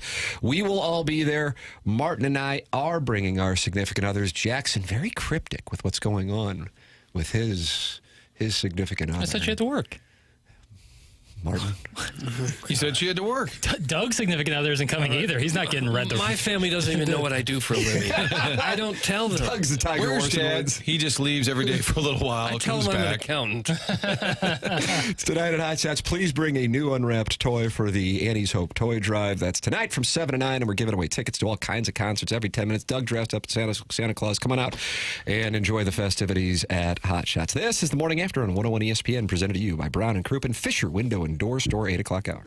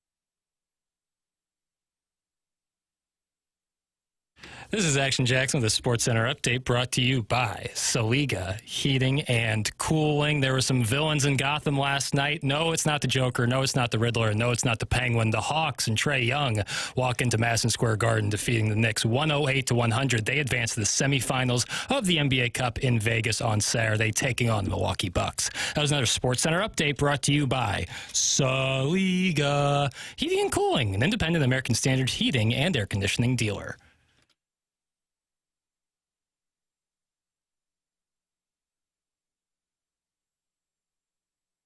Welcome back to TMA 101 ESPN. I mean, Doug, this show is the one you've been waiting for. This one here? Well, we got the TMA Year-End Awards coming up in our Munganess, St. Louis Acura, Munganess, Burkhardt, Alton Toyota, 10 o'clock hour. And who is going to be the Listener of the Year this year? I'm anxious to see. I know I voted for, but I don't know what the rest of the day is. The Emailer of the Year, the Texter of the Year, the Rookie of the Year, the Caller of the Year. Caller, Drop of the Year. That's going to be a fun one. Drop of the Year. It's all coming your way in the 10 o'clock hour. Then we got the TMA Christmas party tonight at Hot Shots in South County. I did a write-in for Pestis from Festus. Oh, did you really? Yeah, who's probably too late to the party, but he could be dangerous in 2025. I was texting with my wife during the commercial break. My older son, had gotten sick last night, but I didn't realize that it went on throughout the night. And now I'm starting to feel like I need to stand down on giving Jackson trouble about his significant other not being there. Here we go. I'm starting to sense that if my wife did not sleep all last night, that I might be going Han Solo tonight. So who's my wife going to talk to? The Clawhammer? The Crystal City Clawhammer. West County Turkey Baster. West County Turkey Baster could be there, Martin. And you want everybody to wear name tags with their nom de plumes? It would really help. Since I'm new here, I want to sort of know who everybody is. And I can just imagine on the way home, I had a really nice visit. And who was that? Oh, he was named Rusty Buckets or something. Oh, great. Great. Well, if they're going to be there, they're a friend of the show. Well, I want to know who they are. Yeah. To put a name to the face. What was that Sports Center update? There was a villain in Gotham? Are you bull spitting me? What a crock! That's from Flip Wilson, not happy with that Sports Center update regarding the Knicks and getting vanquished by Trae Young? Yeah, villains. Yeah, Quinn Snyder and the Hawks rolled into Madison Square Garden, took care of business last night. Really? And you were watching? Yeah, of course. What about Steve Kerr hopping mad? You didn't get to that yet? I finished late. The game finished. Well, I know what today's. And I saw it. I didn't watch it live. Well, I was commenting on the fact that happened. I thought that would be an update item since Steve Kerr is so mad. More updates to come. All the updates are mapped out. Guess there won't be breaking news in the 9 to 10. You know what might be an update? I don't mean to bring the mood down. Was a salute and condolences to the family of Pat McBride. I agree with your salute and condolences on that. I knew him. His son was in my class in high school, as a matter of fact. Brian McBride, great guy. Great guy. And Pat McBride, I knew him as a child of the 80s as the coach of the Steamers, but my God, he's one of the greatest soccer players to come out of St. Louis. Hall of Fame. He lives in my neighborhood, so I got to know him pretty well. He died unexpectedly yesterday. He a soccer Hall of Famer, played for the U.S. national team like 5 times, Olympics. He played for the St. Louis Stars way back when they had a pro team here. Great coach in the area, and just a fantastic guy. Everybody who knew him just absolutely loved the guy. Very sorry and send condolences to his family. I was heartbroken to read that last night. Absolutely heartbroken. He was a great guy. I don't know his other 2 children, but I know Brian, and I'm heartbroken for him because it was unexpected, as he said, and a legend in the St. Louis soccer community. And known beyond, which is what's really cool. When they brought in the international team, or the U.S. team, the national team rather, City did a nice thing and had him down there, and they presented him all with these coins, some sort of commemorative coin, and he was there shaking hands with all of the U.S. national players, which was pretty cool because I think they'd heard his name over the years. And I said on TV last night, if you're a kid growing up in St. Louis playing soccer, if I said you could win a national championship in college, you'd be like, oh, my God, I would do that in a heartbeat. You could be an All-American. Oh, yeah, play pro, coach pro, be on the Olympic team, play for the U.S. national team, and make a Hall of Fame. Just think, he did all of those in his soccer career. It's pretty unbelievable what his resume reads. Oh, yeah. He's one of the real superstars of American soccer. He is indeed. And I was reading an article when I saw he had passed, and maybe this was what Tom Timmerman wrote last night in the Post-Dispatch. And after they had the ceremony that you guys are making reference to, that City did for him when the national team was in, he was on the national team, but for like 6 years, I think, but they only played 25 games. I mean, can you imagine that now? That just speaks. And I think it was like 69 to 75, perhaps. I think that might have been the number as far as the years. And he was asked about the growth of the game from when he was coming up to what he sees now. And he goes, I'm so happy to see it, but I'm also envious because if he would have been doing what he was doing in 2024, he would be known throughout the world, and certainly throughout the United States. He'd be playing in Europe somewhere, making about $30 million a year. Yeah, but just a wonderful guy that I got to know a little bit. I'd see him cutting the grass and stop and talk to him all the time. Yeah. And his death was really a shock to a lot of people. Yeah, heartbreaking. Absolute heartbreaker for friends and family of the great Pat McBride. So, yes, our thoughts with the McBride family and all of Pat McBride's friends, who are many throughout the St. Louis metropolitan area and throughout the soccer community around the world. Tim McKernan, Doug Vaughn, Martin Kilcoyne with you on the program. It is TMA on 101 ESPN. You are welcome to compete for our Design Air Heating and Cooling email today, giving away 6 sets of Cardinal tickets for the winner of the Design Air Heating and Cooling email today. Here is the email address, themorningafter@InsideSTL.com. We do the email of the day, presented to you by Design Air at 10:45 every day here on the program. And we have your shot to score a 6-game Cardinal bobblehead ticket pack for the 2025 season. The 6-game pack features all the 2025 bobblehead giveaways next season. That includes Mason Wynn, Ozzie Smith, and more. Cardinal ticket packs are on sale now, and you can email in to win yours by emailing the morning after at InsideSTL.com. Find all the details for Cardinal ticket packs now at Cardinals.com/holiday. It's the Design Air Heating and Cooling email today. Design Air online at DesignAirService.com. Longest running sponsor on TMA. That's Seth Goldcamp and his incredible staff. It's Design Air Heating and Cooling. Doug is a client. Martin is a client. I am a client as well. It was 24 degrees when we were driving in this morning. So if you're running into an issue with your heating service, you want to make sure you go to DesignAirService.com and work with our longest running sponsor. That's Design Air Heating and Cooling. This is TMA, and it's presented to you by Brown and Crouppen on 101 ESPN.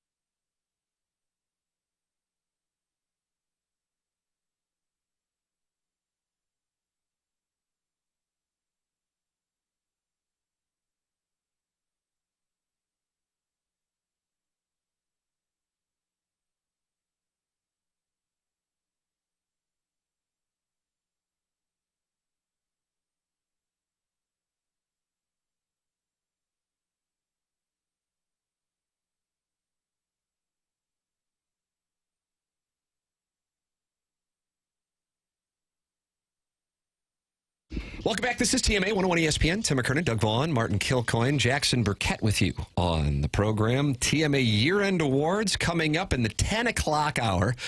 And then the Design Air Heating and Cooling email today, in which we are giving away 6 sets of tickets to the winner for the bobblehead days for the Cardinals in the 2025 25 season. That is coming up at 10:45. And then tonight, the TMA Christmas party and toy drive for Annie's Hope. And that is at Hot Shots on Lindbergh. Doug will be dressed up as Santa and giving away tickets to all kinds of concerts and blues games.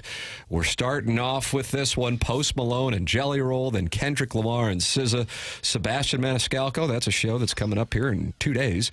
Blues tickets, Blues Signed Puck, Hot Shots gift card, and much more, including Jack White tickets, Disturbed tickets, Linkin Park tickets, El Monstero tickets, a night stay at the Hollywood Casino with a $50 dining credit, and Trans-Siberian Orchestra. Every 10 minutes, Doug's giving away prizes tonight at Hot Shots on Lindbergh from 7 to 9. Come out, bring a new unwrapped toy for Annie's Hope. This is what it's all about, brother. I've already been offered a few bribes for tickets. Is that right? You're sending those in. If I do this, can I get the Post Malone tickets? I won't be choosing.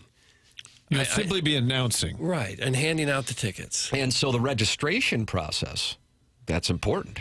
The registration process is via the TMA STL app. Nice. On site. Yeah. How about that? They will be collecting new and unwrapped toys for Annie's Hope right when you come in.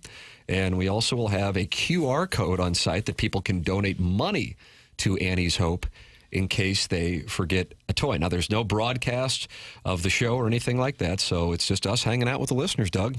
And that's something I know you like to do anyway throughout the week. I don't mind. I don't mind. I'm okay. I can kind of hide behind the Santa outfit tonight, I guess. And Martin, you haven't gotten a chance to do this, at least in 20 years. So when Doug and I walk in together, hey, there's a fat guy with white hair. Like, and the other guy's Doug in a costume. Okay. I'm looking forward to this. Can't wait to meet the people, Tim. The show would be nothing without the people. Do you ever get mistaken for me? Has anyone ever walked up to you and say, hi, Doug? Because I get hi, Martin, about once a month. Yeah, I think I've had people say, we miss you on Channel 4 in recent years. And then I always let them know, I haven't officially retired yet. Oh, yeah. I've had people come up to me just recently and say, yeah, watch every night. I said, no, you don't. I haven't been there for 3 years. 3 years. I went over to cover Darius Miles at East St. Louis, and I was it was a practice, and I'm leaving, and a couple guys were sitting there. They go, what up, Goldberg? And I was like, do I look a thing like Joel Goldberg? I think they just confuse anybody that they may have seen on TV at some point. But I do get Martin every now and then. Wow, sorry to hear that. No, that's okay. I just wondered if you ever got Doug. Yeah, a little bit. You think it might happen this evening at Hot Shots? Now people are going to do it intentionally. Well, because you're going to have two fat guys with white hair, but one is dressed as Santa. Tim, who are you most often mistaken for? I'll go. I don't know. Who do you think it is, Doug? Billy D. Williams. Mickey Rooney. Mickey Rooney. And he never consummated his marriage with Ava Gardner? Apparently not.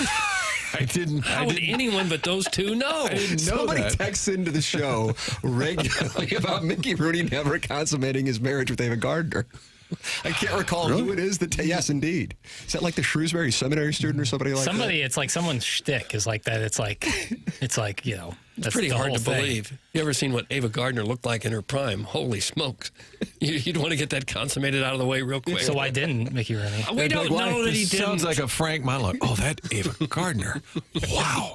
She and Raquel Welch. Quite a dish. Yeah, wow. Both of them. I have a number of people wanting us to give them names for their texting in. Jackson's tending to it, aren't you, Jackson? Trying to. Well, there's one that said, I would like to be known as the captain of Team Burkett. Wow! They're going to have the C on their sweater? Nice. He said, every week I defend Jackson to my father because much like a lot of people, my father hates Jackson. Oh, nice. Don't worry about the haters, Jackson. Keep rolling. Nice. That was from weeks ago. Why would anyone hate him? He said in today, I started watching more NBA because of Jackson. Oh my goodness, your grooming is working. I'm not like trying to get I'm not like when I do this. It's not like if you like the game, enjoy it. Also watched the Hawks-Knicks game. Very entertaining. I love when people beat New York teams, especially at the Garden. That's from a 314 who would like to be renamed captain of Team Burkett. You got it, Captain. And when somebody else who has a name that wants to change it to the Martin really does have notes on this. The Afton Altar Boy. I feel like I leave often without the errors and omissions. The Calhoun County was correct. 7 o'clock hour. The peaches are famous, and the hotel is the Whitman Hotel in Calhoun County. There really is a hotel? Oh, yeah. No, seriously. How about that? I like the guy who says I only get mistaken for Crispin Glover. Doug, you know him as Marty McFly's father in Back to the Future? Oh, what happened to And then he that? almost kicked Johnny Carson in the face when he went on the show, right? Or was it Letterman? Was it Letterman? Okay, he almost kicked somebody right in the face. He was so weird. Yeah. Remember when Joaquin Phoenix did that bit for a while? Yeah, with Crispin Glover, I think, was really mentally ill. Yeah, that was weird. And almost kicked Letterman, yes. I might go watch that later today. Good morning. I've been trying to weave a Gene Steckschulte mention via the text inbox for the last year or so. It's a meta play to make my text history look absolutely unhinged. That's from the life coach. Okay. Doug, you remember Gene Steckschulte? I do. Did He's he a hit a pitcher. home run in his first at bat in the major leagues like Keith McDonald did? Was that 2000? He got to hit a couple times, I think. And he could rake. Yeah. Apparently better than he could pitch. He lasted a year or two, I want to say. Gene Steckschulte. We don't hear that name often enough. He's going to join us at 9:30 then. Okay. See if Was we can do it. Rick Crawshore? Rich Crawshore. He was on the 98 Cardinals. And he was the player rep because players just didn't want to do it. So you had a guy who had about a week in the big leagues. And apparently they had a meeting about going to Japan.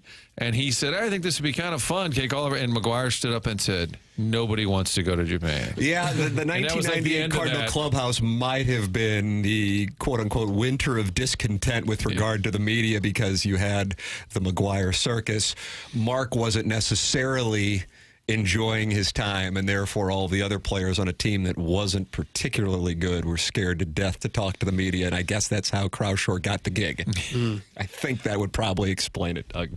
Did Jeremy Hazelbaker have that gig as well? Jeremy Hazelbaker. Remember him? Was that 2015, Martin? That sounds right. Number 35.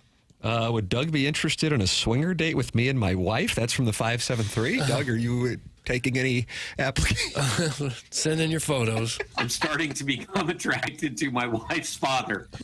That's what goes on Gabe's Mizzou post-game shows when they have to play Mississippi State for a meaningless game. Was Gabe saying that or reading? He was reading, I believe. That's what happens when the TMA audience invades Gabe's post-game shows. Tim is a cross between Jason Statham and Matt Holliday. That's from the Birthday Hawk. Doug, you've said that before. Yeah, I get confused.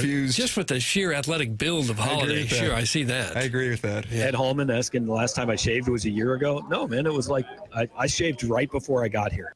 This is what we're asking the talk show host now. When was the last time you shaved? And Gabe's fielding the question. Yeah, like it's a perfectly reasonable query. Doug, do you want me to bring you an Arnold Palmer tonight? How about Yes, that? please. That's from Ray King. If you Sealed. You would you prefer sealed. You want it sealed. And chilled, but mostly sealed. Yeah, the sealed is probably priority Yeah, one. don't bring snacks or bakery goods. Let's leave it to the professionals at Hot Shots. We did one of these with when Lisa Ann was on the show, and somebody brought her up a drink, trying to be really nice to her. And when she said, "Thank you very much, it's awfully nice of you," when the guy walked away, she said, "There's not a chance in hell I will take a sip out of this drink. Who knows what could be in it?" But 30 minutes ago, you guys were chatting about iced tea. Yeah, I like iced tea. The combination of lemonade, if you please. Ladies and gentlemen, Munganess is a longtime sponsor on this program. I'm a client. I know, Doug, you do a lot of business with the great people at Munganess, St. Louis Acura, and Munganess Burkhardt. Alton Toyota online at stlouisacura.com and altontoyota.com, and they set up a special number for TMA listeners, and that number is 314-252-0029. That's Munganess, St. Louis Acura, Munganess Burkhardt, Alton Toyota. Now, even if you didn't get your car from Munganess, get your car serviced at Munganess with Ryan Seiberg in that service department. 314-252-0029, or go online at stlouisacura.com or altontoyota.com. Tim McKernan, Doug Vaughn, Martin Kilcoyne, Jackson Burkett, Chairman Kurt with you. This is TMA on 101 ESPN.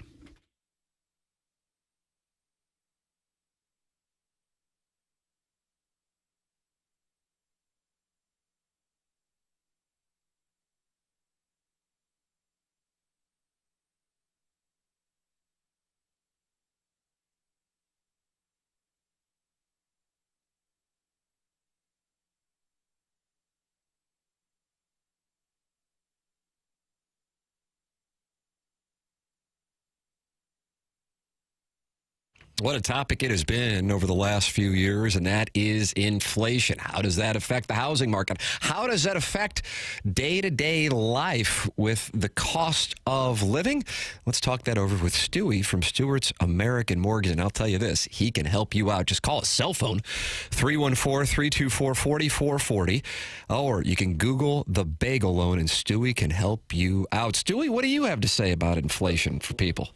Inflation is bouncing back. Today's report came out 3% for the month of November, up from 2.6% that they were expecting. This means interest rates are going to go in the wrong direction. Now, the Federal Reserve is meeting next month. They're still probably going to cut those interest rates, but long term, they're not going to cut it as aggressively. What does that mean for you? That means you ought to lock in the rate and refinance right now with the bagel loan, no closing costs. There's a potential that things can go the opposite direction. A bird in the hand is better than two in the bush. Do the cash out refinances now. If you're in a credit card situation, those credit card rates may bounce back up. They have not gone down where everybody thought they would go down to. So take advantage now, consolidate debt. If you're at a higher rate, you're in the 7s, refinance for free. Later on, if rates do go down, we can do it again as long as there's no cost. There you go. You work with Stewie from Stewart's American Mortgage, and you have the access like nobody else's business because you're calling his personal cell phone, 314-324-4440, or you can Google the bagel loan.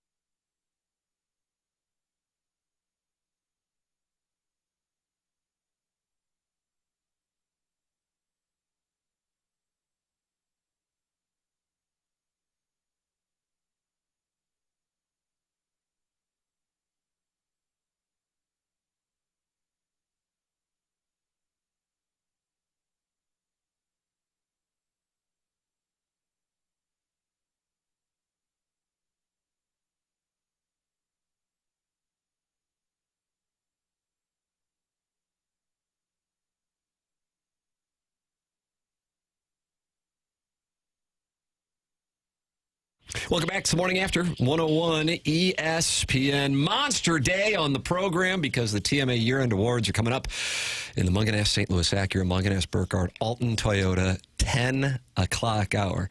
Doug, did you gather the family around when you were entering the papal conclave to get their feedback for your votes? Did not. I looked at it briefly and voted in about 9 seconds. Okay, done. Let's move on. Jeez.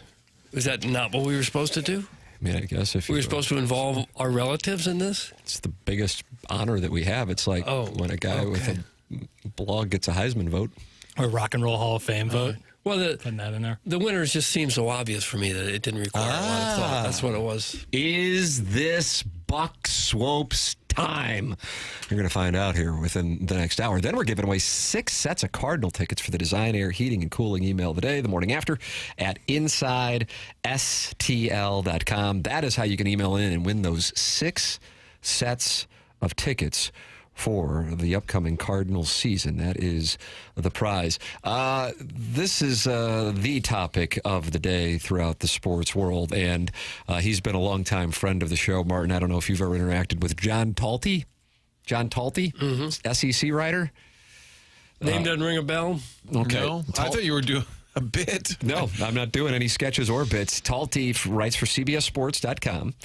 And he has spoken with a variety of people regarding Bill Belichick going to North Carolina. Now, these are all anonymous sources. I always have, Doug, do you mind this term, a raised brow? I'm okay with it. Toward anonymous sources. Mm-hmm. In other words, are they real? But this is what Talty has from a college/pro coaching agent.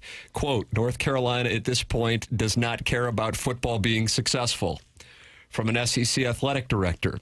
Obviously a brilliant coaching mind. He also brings a pragmatic view of how to balance money in this new age of paying players, but I'm not sure of the fit. Saying that, I'd never bet against him. From a Big Ten AD, you're only as good as your options. Keep that in mind. If he's a serious candidate, that tells me a bit about the options. And from an agent, they'll be replacing one 70-plus-year-old dude with another in an ever-evolving era of football and a coach who's never navigated it, and he seems to get annoyed at the slightest hint of him not having all the power. With donors, campus reps, and a state university, he will find it incredibly frustrating within 3 months of the job and asking himself, when does football start? I don't see it as anything more than him forcing the NFL's hand into giving him another chance. I don't know that you can force the NFL into giving you a chance. No. Hey, I went 8-4 at North Carolina. See me now? I do like the nickname Chapel Bill. That's pretty slick. That's a good one. I don't know who came up with that, but it made the rounds yesterday. That's a good one. Chapel Bill. From an SEC defensive coordinator. It's complete insanity. You think that was Corey Batoon? No, he hasn't been heard from in years. Yeah, they're not allowed to talk in Columbia. Isn't Belichick dating someone who's like college age at this point? Is it possible Jackson, you kind of handle the gossip North for us. Carolina? Let's go burgering with Jackson. Page 6, Berkey. I call this Culture Corner. And, you like that, Doug? Culture Corner? I don't mind it. Culture Corner. And I believe his girlfriend is 24. So she could be a grad student at North Carolina. Maybe that's what lured him there. Well, you could be free tuition. You could be a grad student at any age. Yeah. He wanted to get a free tour. He took the job. That is, a lot of people have been using that as fodder in this situation. Jackson just dunked on your material. Yeah. Well, I mean, to be around younger people. Well, it's like, he's good at recruiting, younger people. Yeah, this, that, and the other. It's like Tim said at the beginning of the outset of us talking about this. This is a Take Smith's delight. Really, a Take Smith's oasis. Ooh, I like that. A Take Smith's oasis. That could be the name of our show. Take Smith's oasis. College coaching agent says the following, quote, I can't wait for him to inevitably publicly crap on the UNC donors in 3 months about how annoying college is. That's the pomp and circumstance around the job just strikes me as something he hates, but I don't know. Has Michael Jordan weighed in? I wonder if he's on board with this. I mean, that could be a power duo if he came out in favor of this. AFC executive on Bill's motivations, quote, I'm shocked. Everybody in our building is talking about it. Scouts, analysts, strength coaches. I think he's salty over that Apple doc. That's what we were talking about in the 8 o'clock hour. And on a screw the NFL thing recently. A same exec on the staff is Joe Judge going to run his offense? Is that going to work? And a college personnel staffer says they've set the program back years with this. How much of that Bible are they going to commit to? So it's not playing well from John Talty's sources on CBSSports.com, none of whom used their names. But there you go. Is it possible he's just trying to set his son up for a head coaching gig? Yeah. But then he signed a 5-year deal.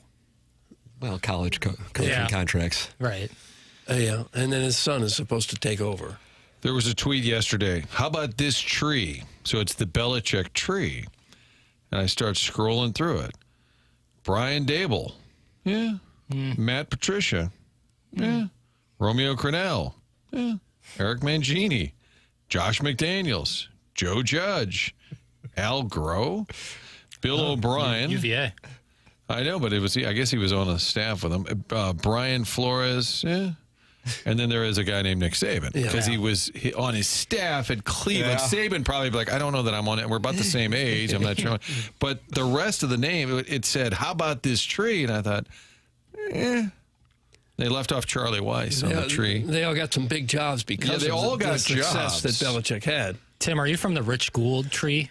I would say I'm from the Rich Gould Sportscaster tree. You and the brow. Yeah. Steve Gottsegin, yeah. Who else? Who else Telly interned for Rich Hughes might have Gould? been on he worked there, right? Well, Doug, you could say that. Like Joe Buck is from your tree. Yeah.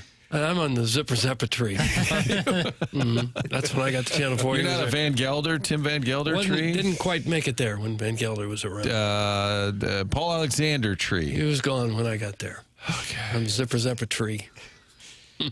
Rich Gould. Does Rich Gould have a tree? That's a good question. You can call in. 314-974-0101, Collier and Thompson. Phone lines, Tim McKernan, Doug Vaughn, Martin Kilcoyne, Jackson Burkett with you on the program. Chairman Kurt manning those phone lines. Have we talked to anybody? Martin, he's been, Chairman Kurt texts me when people are on, but I just haven't got. Doug, tell us about Mark Milton of STLTaxLawyer.com. Well, he is standing by in case you have any tax issues. A lot of people, for whatever reason, they fail to file their returns or they do it wrong, and then they get fined, they get penalized, and they fall way behind. Next thing you know, you got tax liens and bank levies, wage garnishments that keep you up at night, or possibly even facing an IRS criminal investigation from the godforsaken tax man. That's where Mark Milton comes in.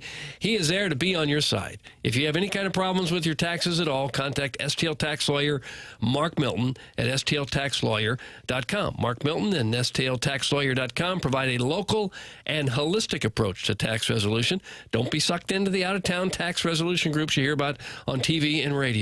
Mark lives and works right here in St. Louis. Easy to get in touch with him. He's got a big profile around town. You probably heard, seen his signs, maybe seen him. Wonderful guy, the guy you want in your corner if you're fighting tax problems. He started his legal career with the Department of Justice Tax Division in Washington and represented the IRS in tax cases around the country and even received the DOJ's Outstanding Trial Attorney Award. How about those credentials? If you have IRS problems, anything at all, contact Mark Milton at STLTaxLawyer.com today, and you'll be saying, hey, I'm not guilty. I'm with Milty. Remember, the choice of a lawyer is an important decision and should not be based solely on advertisements. Ladies and gentlemen, the program is The Morning After, and it airs on 101 ESPN and YouTube.com/TMA STL.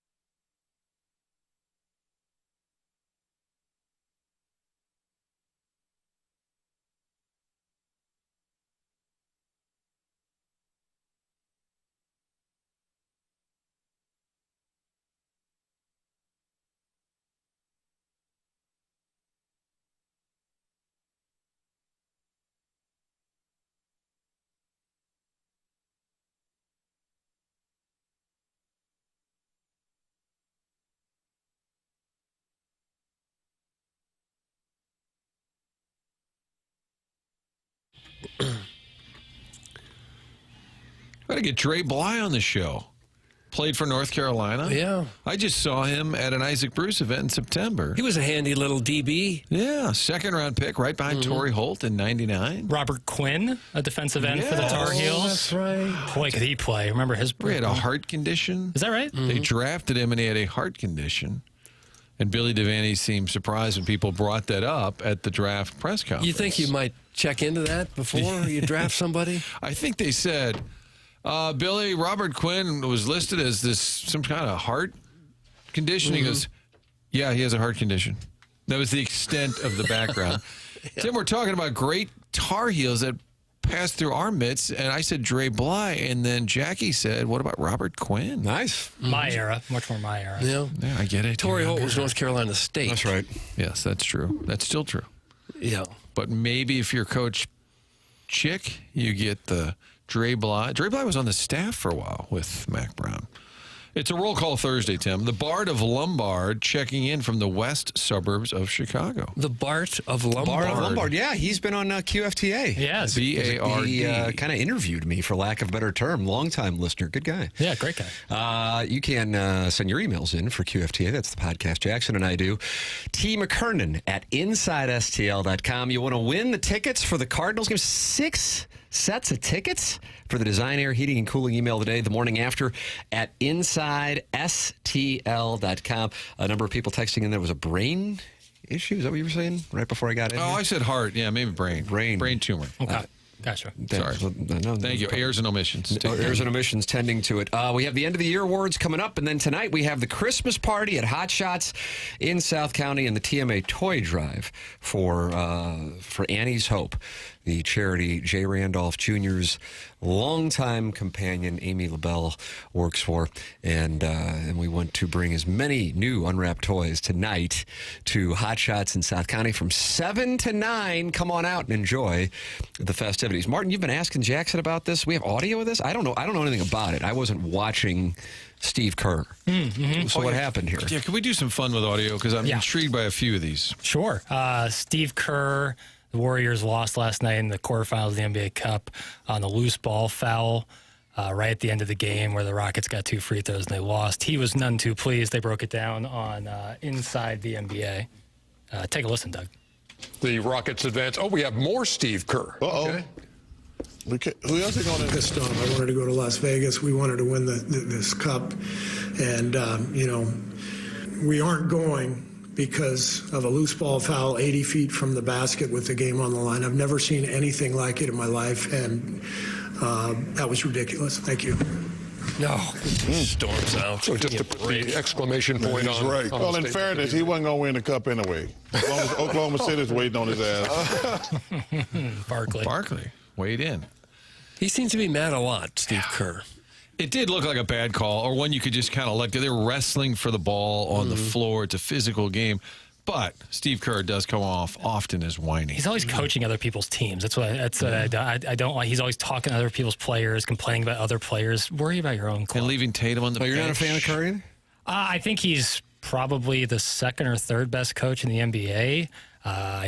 His resume speaks for himself, but like he's always like complaining about other guys or like yelling at other guys and other teams. And that always bothered me. I guess the NBA is different than but like in high school, you would never see another coach yell at another player. Well, that's not on their team. How good a coach are you if you're coaching the national team and you leave Tatum on the bench? Correct. You've got a gold medal.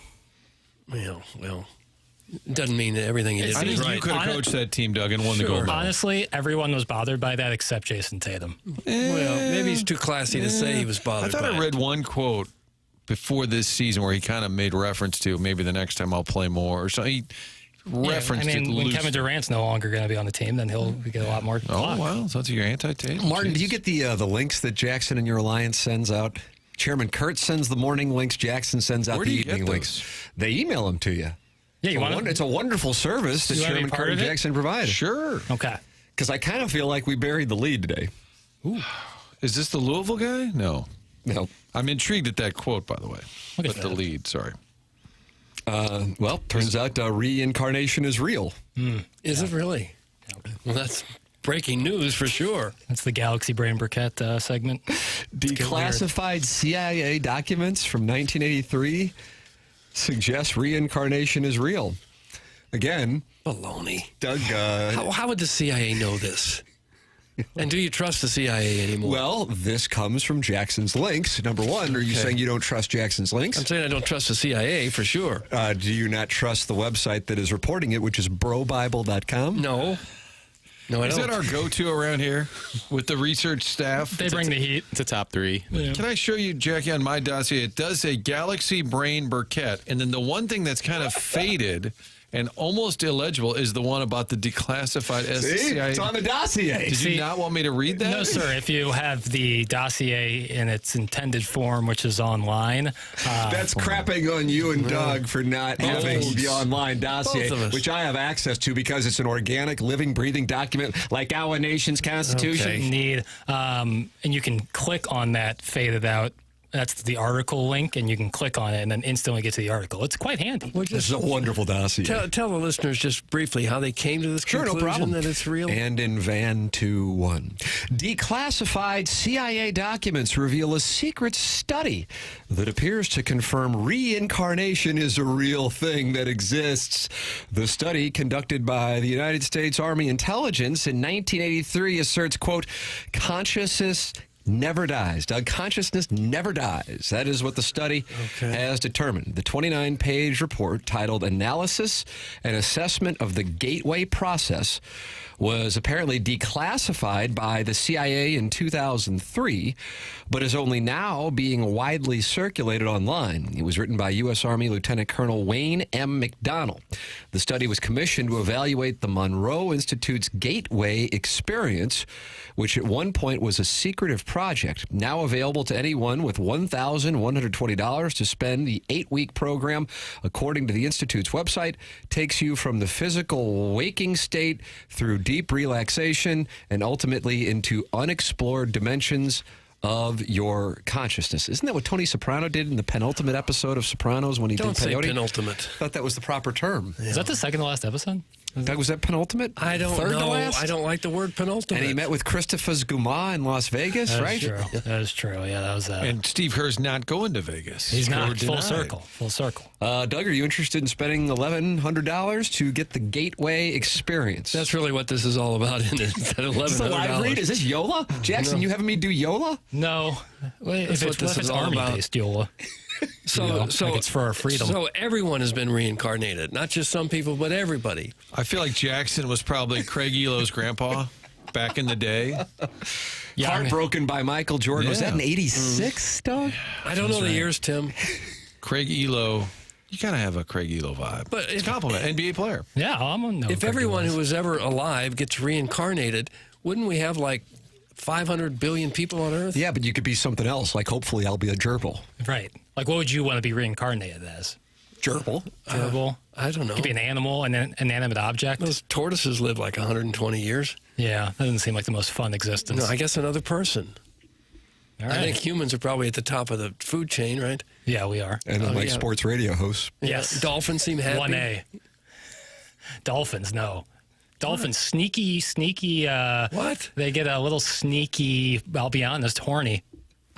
Boy, you go after Craig Rutledge and Dolphins. You just think everybody's a naughty little boy whore, don't you? I'm just telling you, like there's a thing with dolphins. They're like, you think they're all cute and smooth, and that could be the case. Well, they still get randy. Exactly.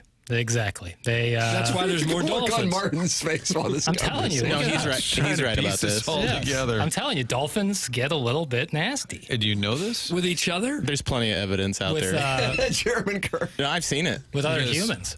Watching weird videos after work? No, there's nothing. We're not going to kink shame, by the way, Doug. Well, that would be a tough one. Yeah, that one. Tough one to overlook. Yeah, that one you might have to call some folks about that, a hotline or something. But yeah, dolphins, they'll mess you up. Be careful around the porpoise. So you're calling for the Miami franchise to rename itself because you're offended by the randiness of their mascot? No, but I'll tie this into Uniform Jack. I wish they would go back to the Dolphins helmet that had the dolphin wearing the Dolphins helmet. And so it was like a Russian doll of helmets. Doug, that's when you got a chance to cover the team. Yeah. with Don Shula, who you became close with. Super duper. Going way back when they actually had a dolphin in the end zone, and some of the field goals would land in the pool. Oh, yeah, that's right. And he'd kick it back out. He'd kick the ball back out of the pool. What a delight. Yeah, how about that right there? There it is. It's a nice touch. That's Mercury Morris's touchdown, floated into that pool. So good news. We're going to be reincarnated. And TMA, I hope that we get credit for breaking that story. Martin, that comes from the links that you will now receive. Now, this is a one-sided communication. I will not be responding to any, like, if you're like, what's this link about? This guy's a cocky SOB. No. Does Thursday not come with a link? No, that's like my question pack. Okay. So you're thirsting for takes? Yeah, thirsting for knowledge and for broadcast excellence. Okay. And I think my thirst has been quenched so far. Because of this CIA report? I'm just, I think it's an interesting thing. I think existentialism. Interesting thing. Is that what you want the CIA involved in? It's reincarnation? I probably by design don't know what the CIA is involved in, and it's probably like by design. So if this is what they're working on, and I know that, then it's cool. But UFOs could at least be more tangible. I don't know how you can actually prove this. You can't. That's the thing. Well, I mean, they just want the $1,100. Yeah, I'm telling you, it's about that $1,100. Well, I didn't know if that was going to be like if you guys would think that was the part of it, or you think this is like a good faith effort to get people. No, okay, I think it's a scam. All right. Oh. Total scam. I'm enjoying Galaxy Brain Burkett. Yeah, it's fun. There's more where that came from as the days go by. Yeah. The days go by. Days go by. Chairman Kerr's shaking his head. He's so glad to not be in that alliance. Well, I like UFO stories or, about space. I find that stuff very, very interesting. Yeah, well, that could be a matter of national security. Oh, you mean like intergalactic battle? Yeah. Well, space and UFOs and, our safety could be at risk there. I don't know if it is with reincarnation. That's why I don't think the CIA needs to be involved in that. See, I don't know if we're equipped for battle with other beings. No, if we get into battle with that, we're all in trouble. Yeah. In your audio non-power rankings, number 2 is the Louisville coach, and this is the one that intrigued me. We don't have to get to it, but Pat Kelsey talks about how good his life is in the middle of this tough part of his schedule, saying, we get a bunch of free sneakers. I wear sweatsuits to work. My kids are healthy. My wife's hot. That's that's the line from Pat. And we got the audio? Yeah. Boy, this Jackson's having a big 9 o'clock hour. Here's Pat Kelsey, head coach of Louisville basketball. Love to hear it. Hit the lever, Pam. How challenging is it emotionally or mentally to get a team ready when you had Duke on Sunday, this big marquee event? You got Kentucky on Saturday, another marquee kind of game, and UTEP plopped right here in the middle. How difficult is that just from an emotional standpoint? We get a bunch of free sneakers. I wear sweatsuits to work. My kids are healthy. My wife's hot. I got a pretty good life. We get to play college basketball. We get to play in the Yum Center. We get to get ready for Utah. My dad used to say it all the time. I would say to him, Dad, you got to go to work today. He said, son, I get to go to work today. Right? Heck yeah. Process has been great. Results will take care of themselves. And just on to the next one. Most important game in the history of the program is the next one we play. Well, now we want to see a picture of his wife. Yeah, I was Googling reincarnated gerbils, and I have now pivoted to Pat Kelsey's wife. Doug, there you go. Ladies and gentlemen, Santa Vaughn, taking a look at my laptop. Okay, yeah. He's living a good life. There you go. Pat Kelsey coached at Winthrop, then Charleston, first year at Louisville. Now, wasn't that a friend of the show, co-host for that matter, Josh Schertz? That was his gig. Was that Louisville? Yeah.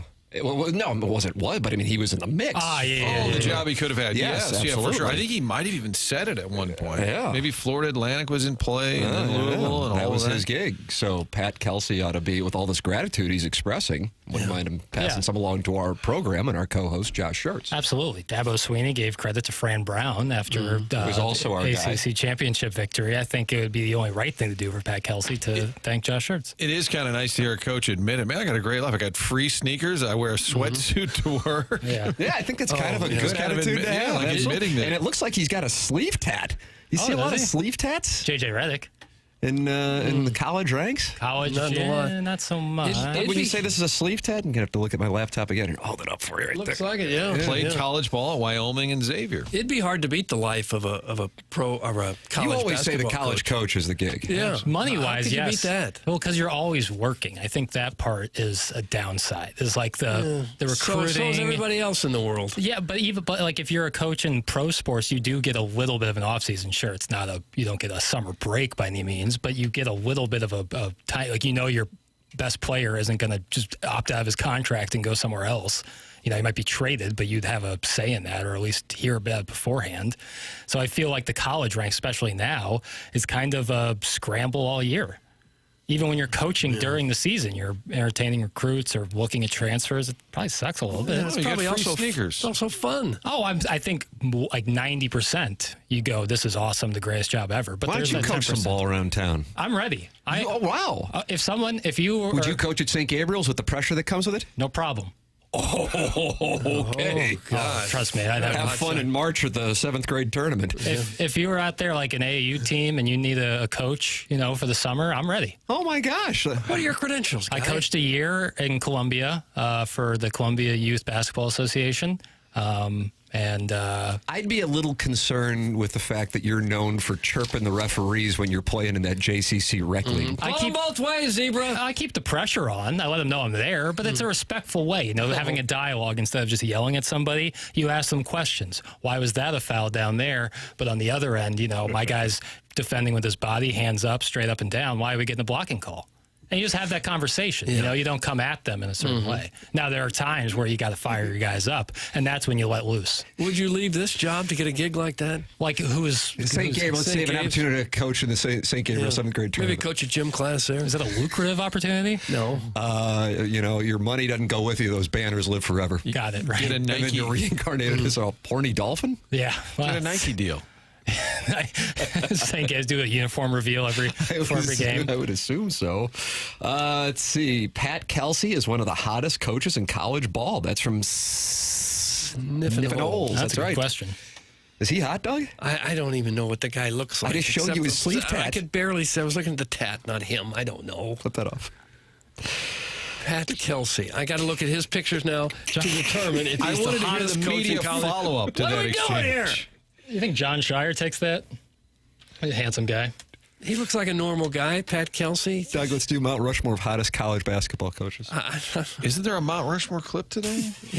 Pat Kelsey's got some big old Clark Kent glasses, I guess, if that's your thing. Somebody made a 64 team handsomest coaches bracket. Oh, for heaven's sake. That was Tim last night. And it was 6 years ago, so Virginia won, so I guess Tony Bennett was the consensus winner. What about Musselman? He takes his shirt off way too much. During the games? Leave a little to the imagination, Eric. Wouldn't that be great if a coach went topless in the game? He did. After the game, he would take his shirt off. He stood up on the stanchion. Doug wants him to do it like midway through the During second the game. half. Get so mad at the official, you take your clothes off. Sean Miller probably should at some points. Bring back the suits, man. I saw Bill Self on the sideline wearing the quarter zip against Missouri. It just felt wrong. You think Holloway's at an Arkansas game yelling at Musselman?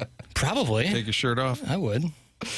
It sounds like Jackson needs the Bill Lambier treatment in these pickup games to toughen him up and play between the whistles. I coach an actual contact sport, so I'm qualified to tell him to do this. That's from Carlos Spicy Wiener, and he's a lacrosse coach. Oh, he sure is, yeah.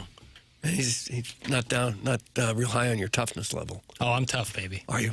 She's taller. You think he takes the strap? That's from Chairman Stephen Wildwood. Who's taller? So if your significant other is taller, and in my case that's everybody, then you're on the receiving end of the strap? I don't think that's fair. Chairman Stephen Wildwood's the Milagro Tequila Listener of the Year. You better be careful who you come at. For another 40 minutes.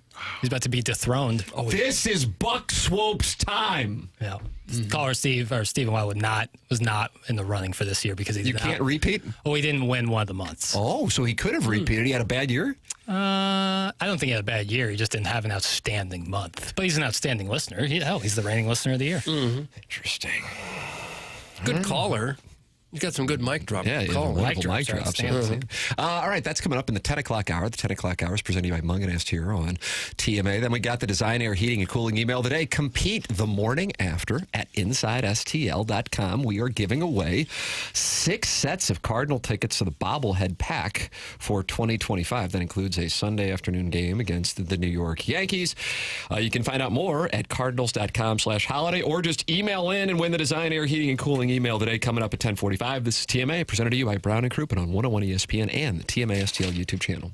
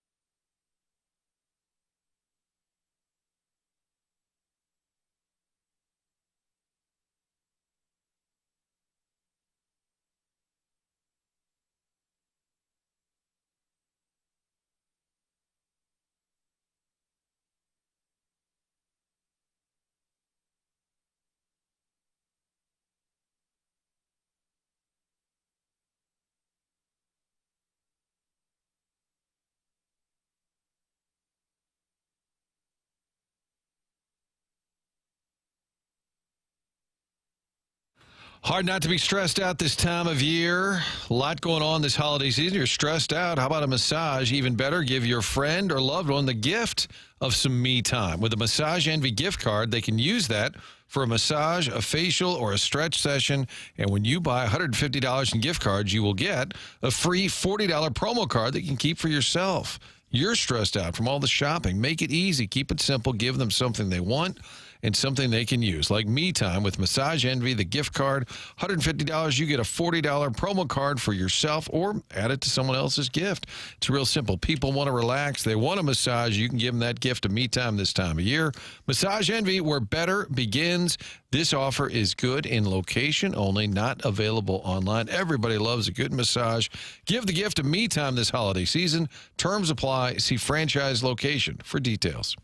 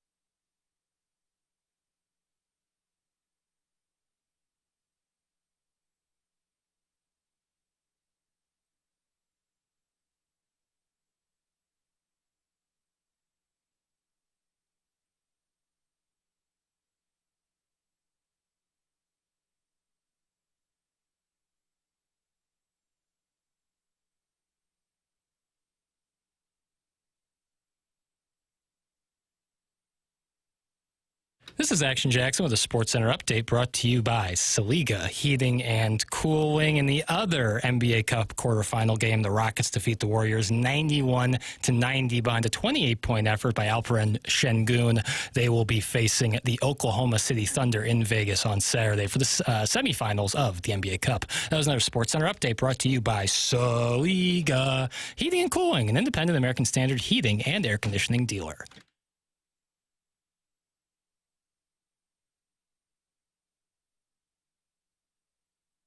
Welcome back. This is TMA. It's 101 ESPN. We are moments away from the 10 o'clock hour. Doug, that means the TMA year-end awards presented to you by Milagro Tequila. Mm-hmm. Jackson, you are the only person on God's green earth who knows who the winner is of each of these categories.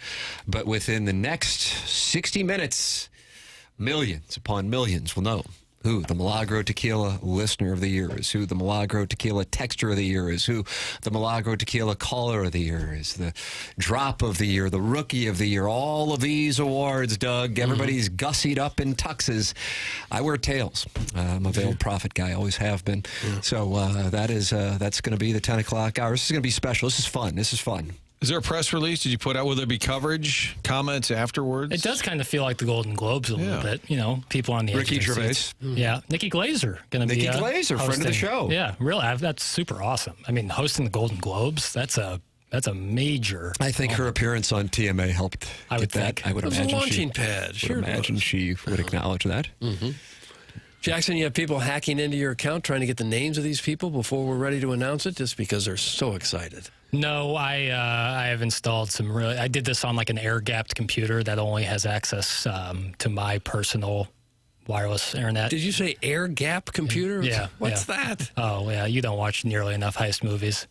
Enough heist movies? Yeah, it's getting ridiculous. You gotta watch Black Hat before you even think about watch Black Hat. Before you even think about talking to me about this stuff. You want to talk about cybersecurity? And Doug, clip that off. You want to talk about cybersecurity? I mean, there's just so much. I just want to know what an air-gap computer was. That's all. It's a computer that can't be accessed by the outside world. Oftentimes, like in these, what's the word I'm looking for? Espionage movies. Nice. They'll use something like that to take the information, download the information, then get on the run. It's basic stuff. To compute your drops or your choices, do you get a wrapped report for your drops? Like at the end of the year, the one you play the most? That's a nice question. Good question. As the person who plays the drops, or to some people's opinion, not nearly enough, I know the ones from this last year that I've been playing the most or get the best reception, and so I feel like I have a better idea than anybody about which four wasn't should be the calling your nominees. integrity into question, Jack. I just was. Wouldn't it be nice if it spit out at the end of the year? You played Frank saying terrific stuff 4,000 times. Yeah, about that. Charlie saying I'm a St. Louis 9, played 258 times. It would be nice. Wouldn't it be fun to kind of see those analytics? I've worked in television for 11 years professionally. And the Tempur-Pedic is a great mattress. It's supported me and Doug all night, and we get rough. Oh, gosh. Those are our most popular drops. That one was? Who wins the drop of the year? You're about to find out. It's time for the year-end awards coming up here on the Morning After a program presented to you by Brown and Crouppen. And Jeremy Rutherford is presented every Wednesday on TMA by Mark Hanna of Evergreen Wealth Strategies. I was talking with that Mark Hanna yesterday. We were exchanging texts and emails. He's a wonderful gentleman. And I'm telling you this, everybody needs a financial advisor. And Mark Hanna says this, hey, listen, it's fine if you don't choose me. Just make sure you have somebody to help you with your long-term goals, but also managing your short-term finances, budgeting, and then saving money. And as Doug says, the seventh wonder of the world is compound interest. I've never said that. I don't doubt it, but I've never said it. And that's how you can set yourself up in your 20s and 30s. Mark Hanna's online at evergreenstl.com with Evergreen Wealth Strategies. Call him at 314-889-0503. That's Mark Hanna. Evergreen Wealth Strategies, online at evergreenstl.com. Mark Hanna offers securities through Equitable Advisors, LLC, member FINRA and SIPC, and offers insurance and annuity products through Equitable Network, LLC. Loyal sponsor, Mark Hanna. Evergreen Wealth Strategies. All right, coming up, big 10 o'clock hour. You got the TMA year-end awards. Okay. You've got the Design Air Heating and Cooling email today, and we're giving away 6 sets of tickets to the winner of the Design Air Heating and Cooling email of the day. That comes your way starting at 10:45. So email in the morning after at InsideSTL.com. This 6-game pack features all of the 2025 bobblehead giveaways next season, and that includes Mason Wynn, Ozzie Smith, and more. You can learn more at Cardinals.com/holiday. And then tonight, Doug, we are just 9 hours away from the TMA Christmas party at Hot Shots on Lindbergh. Please bring a new and unwrapped toy for Annie's Hope. Giving away concert tickets to Post Malone and Jelly Roll, Kendrick Lamar and SZA, Sebastian Maniscalco, which is this Saturday at the Enterprise Center, blues tickets and blues memorabilia and more, as Doug will be dressed up as Santa Claus. All of us from TMA will be hanging out there. It's Hot Shots in South County on Lindbergh. That's coming your way. This is TMA on 101 ESPN and TMA's YouTube channel, TMASTL.com on YouTube.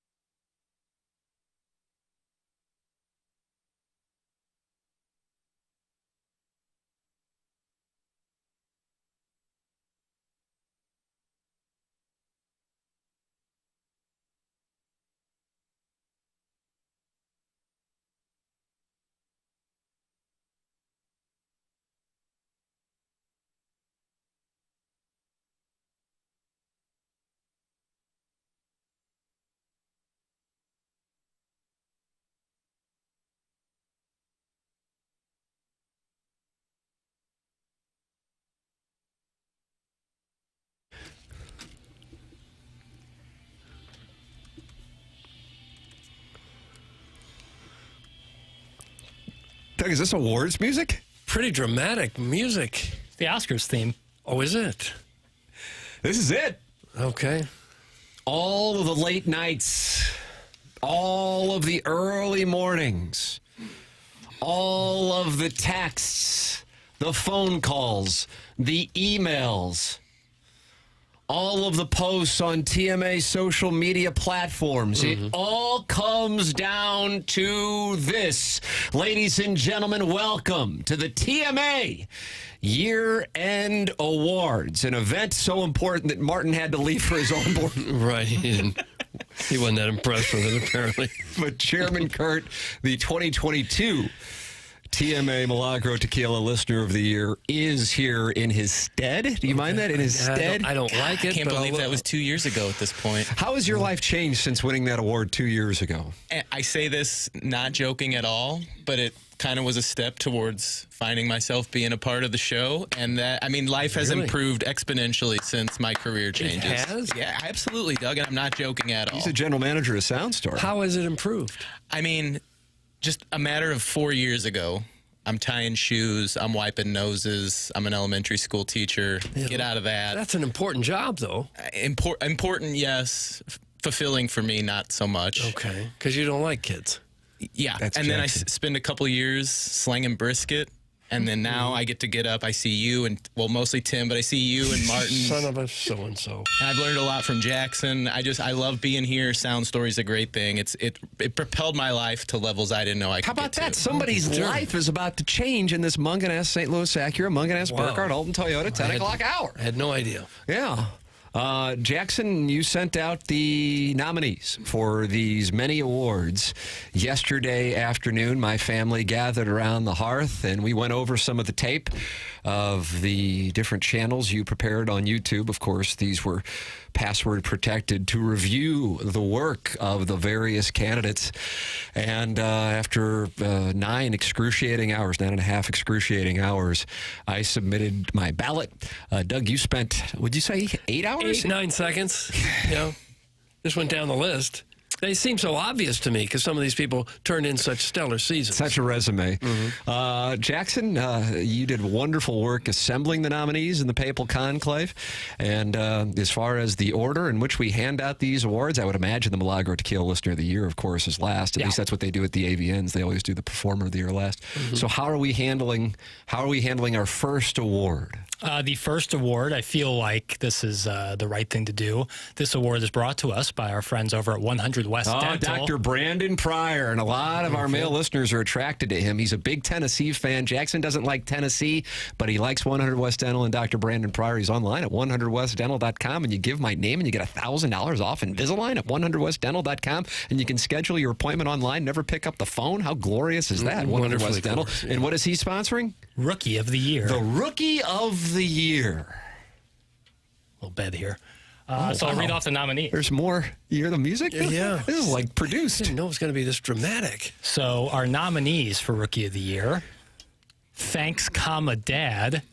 Thanks, Dad. I don't even remember him. Thanks, Dad's active in the 101. He was a balloon party, and now that we're on 101 ESPN, longtime 101 texter. Okay. There was Mother, This is Daniel. Mother, This is Daniel. Okay. Caller Chris.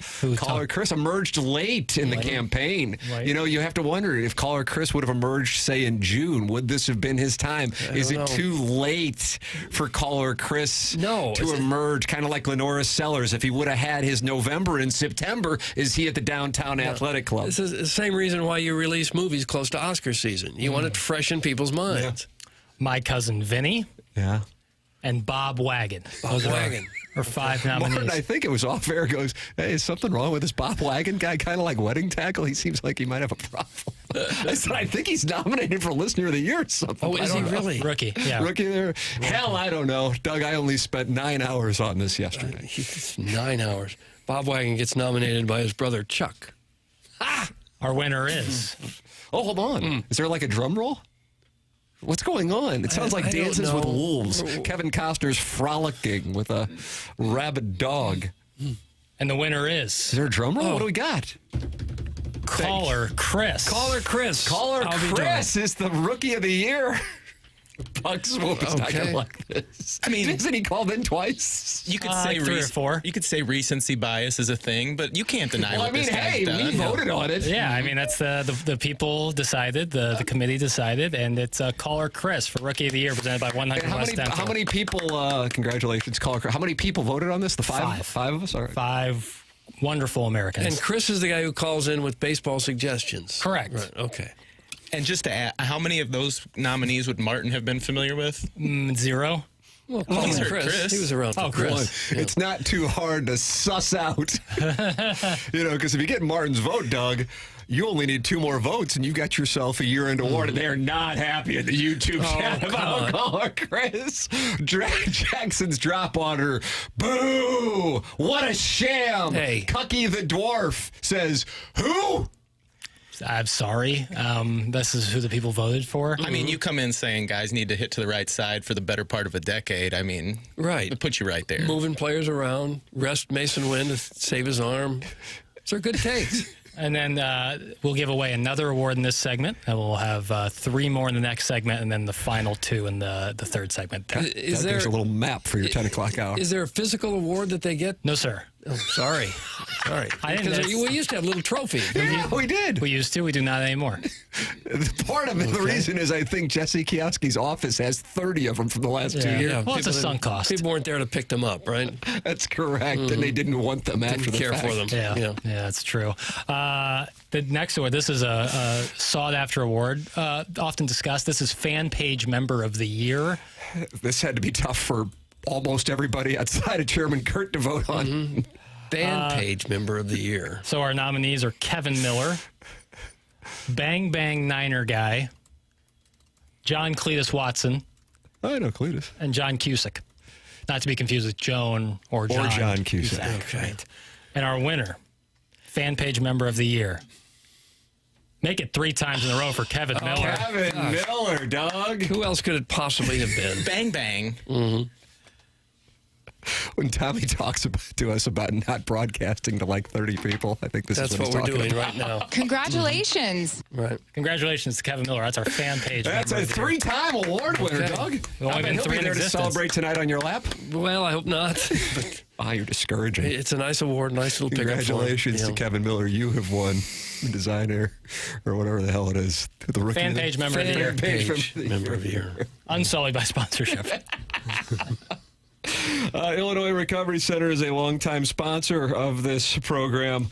Illinois Recovery Center, sponsor of what? The suspension logule, if I'm not mistaken, too, Doug. Am I not mistaken by that? Sure. Yes. That's Illinois Recovery Center. Yeah, Illinois Recovery Center, a longtime sponsor of your suspension log. Illinois Recovery Center is online at IllinoisRecoveryCenter.com. Whether you've made the life-saving choice to seek help on your own or you want to be prepared for the other end of an addiction intervention with a loved one, the chance to learn about addiction recovery is available to you at the Illinois Recovery Center in Swansea. If you or someone you know wants more information about the Illinois Recovery Center, please call 888-472-9559 or visit IllinoisRecoveryCenter.com. They are doing wonderful work at the Illinois Recovery Center. Discover the path to lasting recovery and renewal at Illinois Recovery Center, where compassionate support meets personalized care for your unique journey.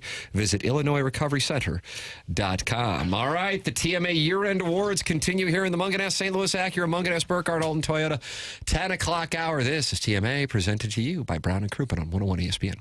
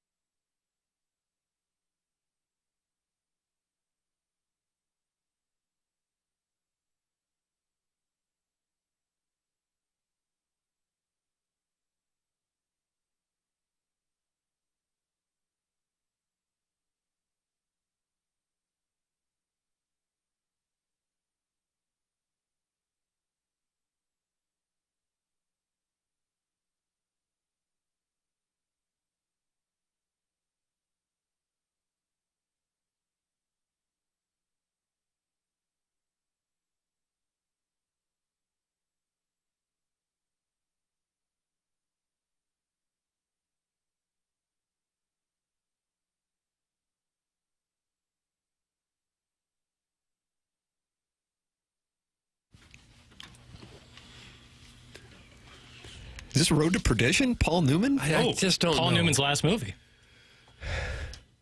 Is this just more Oscars music? Yeah, that's the theme I've chosen. Well, Doug, they are not happy in the YouTube chat. Why? About these awards and things.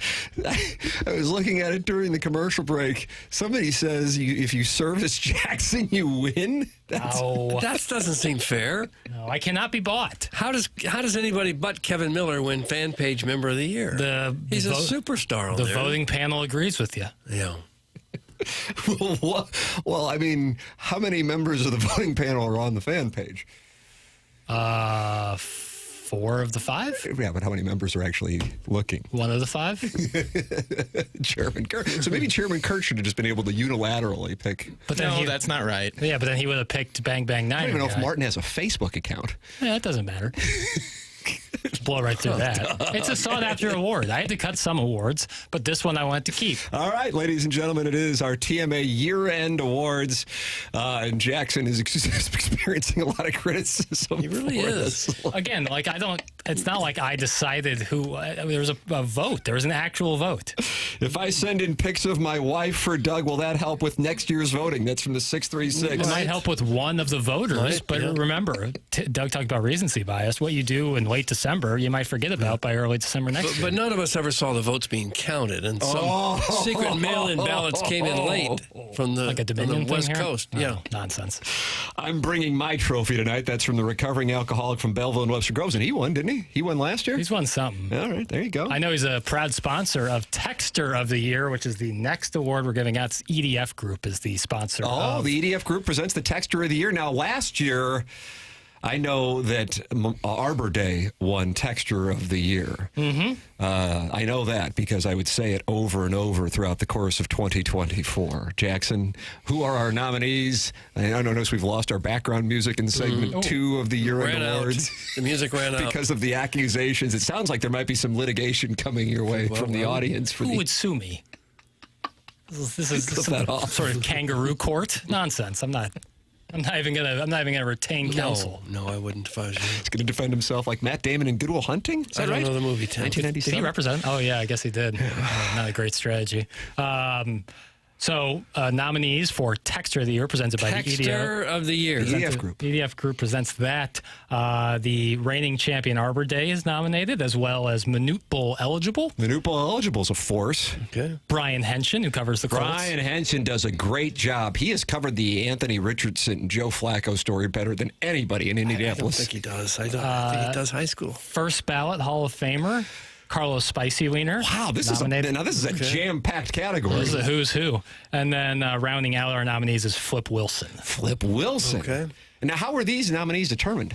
A group of people. Oh, Doug. I hired the Jackson Burkett Award. I hire the third-party consulting group. Ernst and Young? Yeah, to let us know. Is it Ernst and Winnie? Buck Swope's email today is going to be legendary. Mitch and Murray. Mitch and Murray, the guys that Glengarry leads, and they helped me get the. They're talking about storming the Hubbard building in the YouTube chat. Oh, God. I got a thing. I got a thing. I'm unavailable. Sure, and by the way, at 10:30, we have a sound story. Riz is doing a sound story in the old TMA studio, and that means the app is going to flip off. So you may want to switch over to the 101. It won't matter. You can warn them 2 days in advance. They'll be hell to pay. Jackson's third-personing the audience now. All right, so we really didn't get a straight answer on who selects the nominees. Mitch and Murray apparently don't. Yeah, downtown. Right. The winner is... Ooh. We're going back-to-back. Arbor Day. Arbor Day! Back-to-back! Okay. And it again. Now, they were theorizing that just because Doug knows him personally, I don't know who that is, he will win. Do you know Arbor Day personally? No, I know Carlos Spicy Wiener personally. And he did not win. He didn't win, no. Wow. Congratulations. Mitch and Murray. I guess I shouldn't have asked that question aloud. Well, these things happen. So there it was. Texter of the Year presented by the EDF Arbor Group. Day, back-to-back years. All right, now we're going on to caller. So we have Kevin Miller, one back-to-back fan page member of the year. Yeah. There's a Facebook page.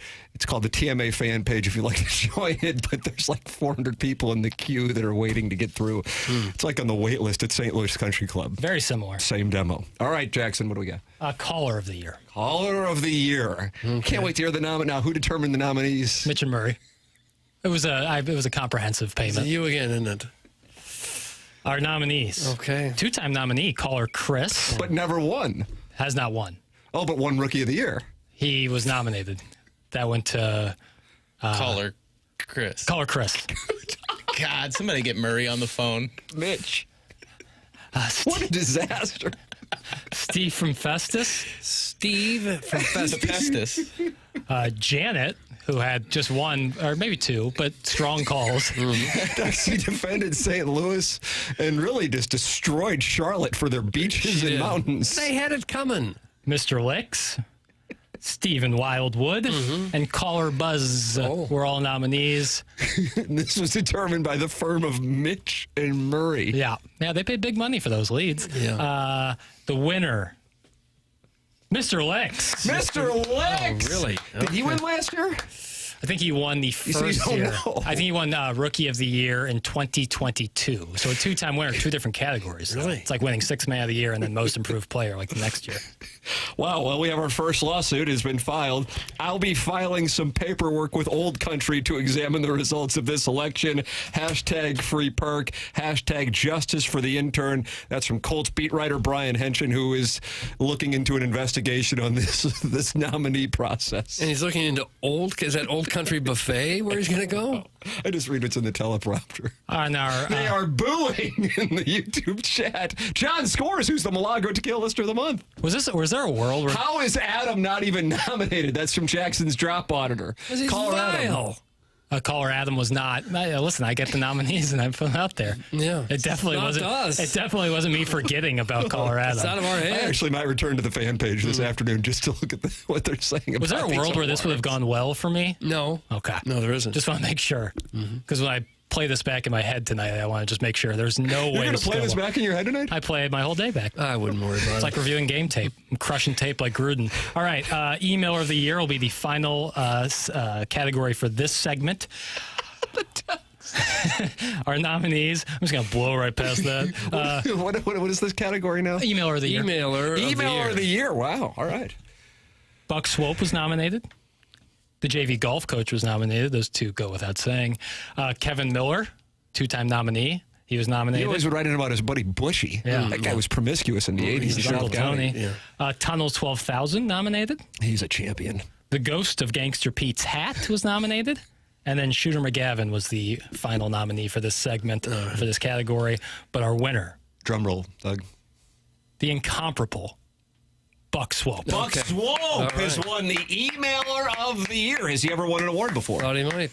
I bet he's won Emailer of the Year before. Oh, my answer included, I bet. Well, sometimes the data is hard to Can Mitch and Murray provide this? Just like the 2-year history of the awards? I mean, that's give him a call. We'll see. But Buck Swope wins Emailer of the Year. You'll hear his name coming up on another category in the next segment. Okay. Mr. Siders has been critical of your 7-iron carry distance for a number of years. He has, yeah. And he says, guys, just imagine putting 0 effort into something and then reporting it live on the air. That's from Mr. Siders. Well, so what? What the hell? We just got kicked off the app! That's from the 314. I guess that means Riz has begun his sound story. And Jackson, you just warned the audience that this was going to happen. Doesn't matter. No, they don't hear it. Nah, they don't care. No. Information, actual, what's actually going on, unimportant. Stick to their talking points. Stick to the talking points. Stick to the TMA app just dropped to a commercial? That's from Beer Cats, and he won the Milagro Tequila Listener of the Month in January 2023. This was explained to you, but I guess sometimes listening comprehension is difficult. So you're not taking any guff from the listeners. It's no coincidence that he's not a nominee for anything. Yeah. So far, I haven't heard any of your buddies be nominated. For none of them as have. As far as I know, I don't know all these people. Well, Mitch and Murray. Ladies and gentlemen, Munganess, the proud sponsor of the 10 o'clock hour that will be replayed in courts of law, Doug, from here to eternity. Oh, yeah. When I get sued by Bob Wagon. Fairy tale world.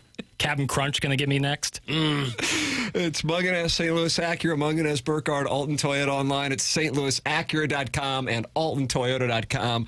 Text them 314-252-0029. Call them at the same number. That number is set up specifically for TMA listeners, but I would imagine most TMA listeners are on the phone with counsel right now. Because there was so much at stake. The prize money is so great. Who wouldn't want to fight for that? 314-252-0029. That's the phone number. That's the text number. And it's also how you can communicate with the great Jamie Burkhardt and Peter Munganast. Munganast, St. Louis Acura, Munganast, Burkhardt, Alton, Toyota. All right, Jackson, what categories do we have left before we have this monster design, air heating, and cooling email today with 6 sets of Cardinal tickets on the line? The last 2, much like the Oscars, where you get like best lead actor, best lead actress, and then best picture. The final 2 will be Drop of the Year. That's presented to you by Evergreen Wealth Strategies, Mark Hanna, the wonderful Mark Hanna, and then the Milagro Tequila Listener of the Year. Wow. That's the big one, Listener of the Year. That's it. Okay. For the record, I don't need Mitch and Murray to give me this information. In 2022, Chairman Kurt. In 2023, Steve and Wildwood. Who will join those 2 legends? We will find out in the next segment. It's the Morning After Year-End Awards here on 101 ESPN and a very angry TMA YouTube channel. Yeah.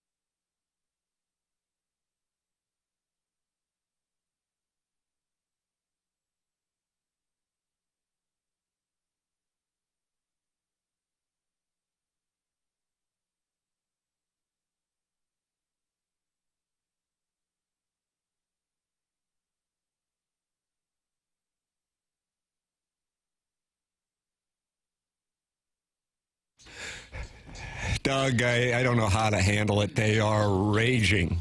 Why? Text inbox. Good question. Presented to you by Air Comfort Service. The YouTube chat, Don Peepee just said democracy died today. Oh, a little dramatic. Jackson's drop auditor says we all just saw in Syria what happens when a dictator rules with an iron fist, Burkett. Well, who are they upset that got snubbed? I think Mitch and Murray. Well, they're the ones who picked these, but I mean, which listener got snubbed? Call in. Chairman Kerr will field your call. 314-974. No, he he's shook not. it off. 314-974-0101. Who's your daddy to say I vote for Tim for host of the year? Yeah, that's already decided. That was loud. Send your email. That was a good strike. That was good smash factor. Probably about a 1.49. Wrist action there. You can email in your grievances with these year-end awards because we're giving away six sets of Cardinal tickets, the bobblehead pack, which you can get at cardinals.com/holiday. Right now, that's the prize for the Design Air Heating and Cooling email of the day. We will be giving away the winner of the Drop of the Year and the coveted Milagro Tequila Listener of the Year in a matter of moments. Jackson, are you still coming to Hot Shots tonight in South County? I mean, it seems like a portion of the audience is going to be litigating against you. Are you going to have security? What are you going to do? I will be there. Skepta said it best. I don't need no security. Stones in my jewelry. What can they do to me? Stones in my jewelry. Shout out to Skeppy. Like diamonds? Yeah, something like that. You're going to wear diamond rings? Nice. Brass knuckles. Oh. Did they used to wear that in football? Was that an actual thing, or is that just from the longest yard? Okay. Well, I was making sure. This show's credibility just rivaled Enron stock prices. That's from Chester McNaughton. You guys think you may be taking it a little far? This is tyranny that cannot stand. That's from Scissor Me Timbers. Bishop About Sports just said, Brian.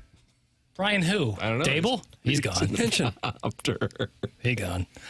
All right, let's get involved. No. I'm going to do a brief segment, and then we'll come back with the year. This is like Reese Davis dragging out the announcement of the college football playoff.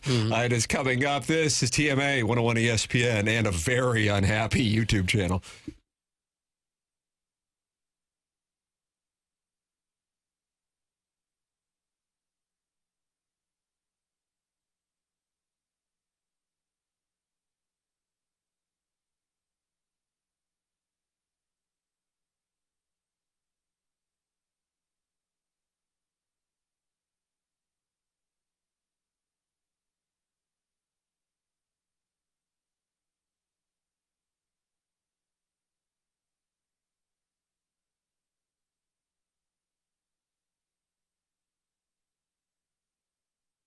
Aesthetic Design and Build has been building high-quality custom decks and outdoor living spaces now for over 30 years. I've gotten to know Dan and his team, visited their showroom, as a matter of fact, in Chesterfield Valley, and then was so impressed they came to my house, and we started talking about some solutions for our outdoor living space. They build full-on custom decks. They can add on a pergola, or even if you're looking to shade your covered patio with a retractable screen, they can do it for you. Just check out Aesthetic Design and Build.com. That's Aesthetic Design and Build.com. Or give them a call at 636-532-5008.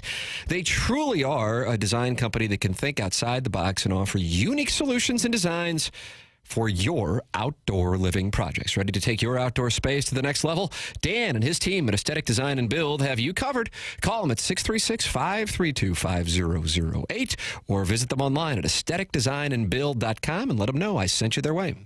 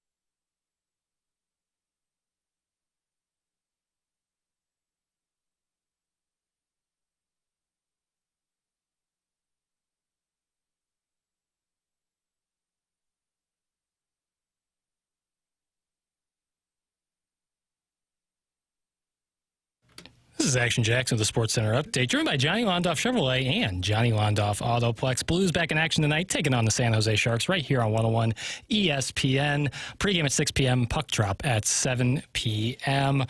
The final 2 awards given out here come on the other side of this Sports Center update. That was another Sports Center update driven by Johnny Londoff Chevrolet and just stick to the script. Driven by Johnny Londoff Chevrolet and Johnny Londoff Autoplex. See them at Londoff.com. Chevy, together we drive. Are you kidding me?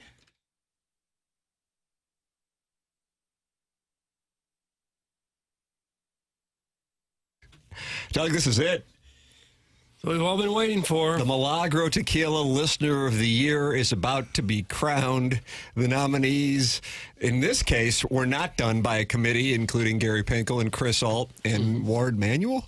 No, none of those were involved. You win the Milagro Tequila Listener of the Month on this program, and the lie today, the way it should be. But these Texter of the Year, Email of the Year, Rookie of the Year, these were decided by Mitch and Murray, yeah, independent consulting firm. They just did the accounting on the votes, right, to make sure the votes were counted correctly? That and they sourced the nominees. Okay. I mean, they're not cheap, man. No, I wouldn't think so. And elections have consequences. Well, there is a lot of YouTube chat in the text inbox over the Feed me your anger. Feed me your anger is what Jackson said. Okay. All right, Jackson, what is our next category? Okay. This is the Drop of the Year. Drop of the Year. Presented by Mark Hanna of Evergreen Wealth Strategies. I'm going to play the drops themselves as opposed to just saying them. Okay. So our first nominee is... Ruin Me. Doug, that's gluten-free burger. It's short. It's a drop. Okay. Our next nominee... How many pan coins you got, bitch? Oh, that was in the middle of a live read, kind of vile, yeah. Surprised that one made it. Our next hey, listen. People, Mitch and Murray, man. Yeah, they know. Our next nominee. Okay, Gaslight Girl Boss Gatekeep. And our final nominee. Bryant back to the blue line. Hunt's taking a little look. B-look. Gives it back to Hunt. Hunt's really in close. Oh, gives it to Bryant. Bryant, roof daddy! Get the shingles out. We need to replace them as he went upstairs, and there's a hole. Fix it before the rain comes. Woo! That'd be my favorite. Well, Doug. It doesn't matter what you think. It's what Jackson and his buddies. Oh, that's right. My vote wasn't counted.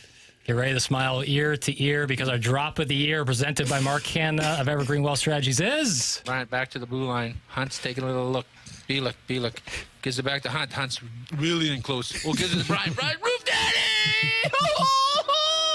Get the shingles out. We need to replace them as he went upstairs, and there's a hole. Fix it before the rain comes. Woo! Yeah, I'm guessing it was unanimous. It had to be unanimous, right? Jackson cannot because he signed an NDA with Mitch and Murray. It was a handshake agreement. Beer Cat says this is what happens when you put a 25-year-old woke simp in charge of something.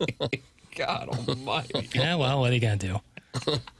I'll take your anger over your indifference any day. Oh, will you? How about that? Okay. How about that? That might be the Cardinal slogan. Yeah, do you describe yourself as a woke simp? No, I would never use such garbage talk. Okay, all right. Whoa, you guys still have drops? That's from Big Tough. He has been very critical of your drops. Also noteworthy that he's not mentioned in any of these nominations. Wow. I'm just saying, these things often correlate. These things often correlate. Right. Robbery, it should have been look at this, look at that. That was from last year. That got beat out by Mike Francesa's question to Tiki Barber. Mr. Siders gives you some support. Glad this half-assed kid finally made a good choice. That's Mr. Siders. Half-assed? These people knew. Ladies and gentlemen, Doug, this is it. Okay. Chairman Kurt, 2022. Chairman Steve in Wildwood, 2023. Right. And now we are about to hand out our Milagro Tequila Listener of the Year. Okay. Now, this is objective. This isn't Mitch and Murray. If you won any of the months up until now, you were put into the papal conclave. And then 5 members of the show, as far as we know, Doug, we didn't see the process. 5 members of the show then voted for the Milagro Tequila Listener of the Year. Ladies and gentlemen, the time has arrived. It is my honor to hand the reins over to the class of 2016's valedictorian at Horton Watkins. Ladies and gentlemen, Jackson Burkett. You were the valedictorian? No, I actually got voted class clown. Oh, you did? Yeah, superlatives. I'm going to go back into the text inbox now. Okay. Our nominees, these are all of the Listener of the Month. Oh, you're going to go through 12 of them? Wow. Well, tight on time. 11 because one of them's sitting to the left of me. Okay. Blueberry Pop-Pop. Okay. Carlos Spicy Wiener. Boy, great competitor. Someday Hall of Fame, I think. Tiny Pee-Pee. Mr. Smith. Mr. Licks. The JV golf coach. Tucker. TMA Walrus number 1, a.k.a. TMA Kiss-Ass number 1. Caller Jen. The Baldwin Beer Bitch. Buck Swope. And John Scores. Wow. Quite what a list. list. Fancy list. Real who's who. That's the first class at Cooperstown to me. And the winner, the Milagro Tequila, Listener of the Year. Some might say it's high time this man won. Buck Swope is our Listener of the Year. God. He did it. He did it. It was his time. It's Buck Swope's time in 2024. What a moment here on the morning after. Buck Swope, longtime show historian, and he has won the Milagro Tequila Listener of the Year. Your first reaction. Does he get anything? That's my reaction. Congratulations. Okay, that's all he gets? Well, Bucky had a big year, that's for sure. Big He emails every single day. And brings this with a long email, a well thought out email. One yesterday. Every day. Yeah. So and congratulations. He knows the show better than we do. Yeah. Whenever we have a question of what happened, we go to him because he knows better. Better memory. Congrats, Buck. Yeah. Well He gets a deserved. Milagro Tequila prize pack. Yeah. Oh, he does. Okay. Wow. That's nice. I feel like it's justice. I was vocal in my support. I didn't know if that would hurt him. Oftentimes on this program, if I express support for something or someone, that actually hurts them. Yeah. But I thought it was his time, and Doug, it turns out it is his time. Buck Swope, the Milagro Tequila TMA Listener of the Year. Chairman Kerr, you know what it's like to be a part of it. What is it like to be a TMA Listener of the Year? The next 24 hours are going to be a blur. I expect. You go to Disney World and ride on a float? No, it's a little above that. But, you're going to be getting a lot of calls, a lot of text. You can't be on everybo's podcast. It's like your wedding day. It's hard to enjoy it in the moment. Right. Things just go so fast. So congrats, Buck. Just don't take my job. There it is. Chairman Kurtz giving Buck Swope some counsel. James Carlton, longtime sponsor of the program online at carltoninsurance.net. 400 five-star reviews, and I'm a client. What else could you ask for as far as an endorsement goes? 314-961-4800. He presents the Colonel on Mondays and on Fridays here on TMA. And if you call that number right now, 314-961-4800, you are going to talk to somebody in Webster Groves at his office, and they're always looking for ways to save you money. That's James Carlton of the Carlton State Farm Insurance Agency online at carltoninsurance.net. If your insurance costs a leg and an arm, call James Carlton State Farm. Big Design Air Heating and Cooling email today. Coming up next, we give away 6 sets of Cardinal tickets to the winner of the Design Air Heating and Cooling email today. That's next here on TMA 101 ESPN.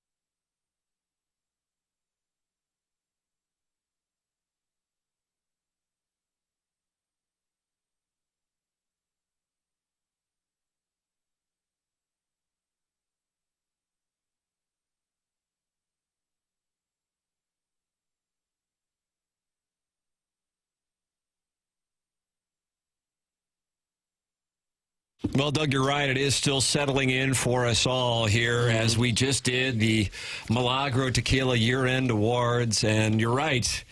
It was Buck Swope's time, the Milagro Tequila TMA Listener of the Year. Unbelievable. But I thought it was his time, and it is. I was concerned that the votes wouldn't reflect it, but they did.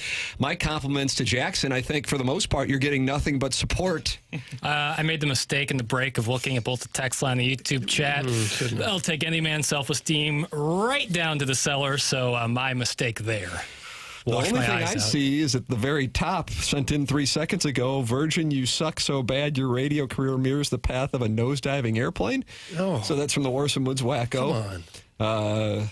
Okay, so I guess that was critical. But everything else I saw was...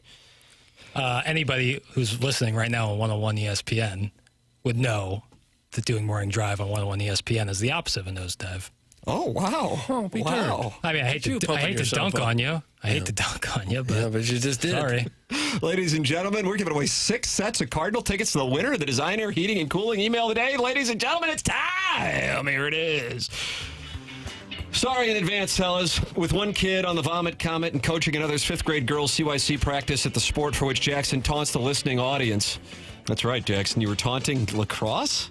When? I played for a brief 2 years, deep hole. Deep hole? Yeah, I played defense.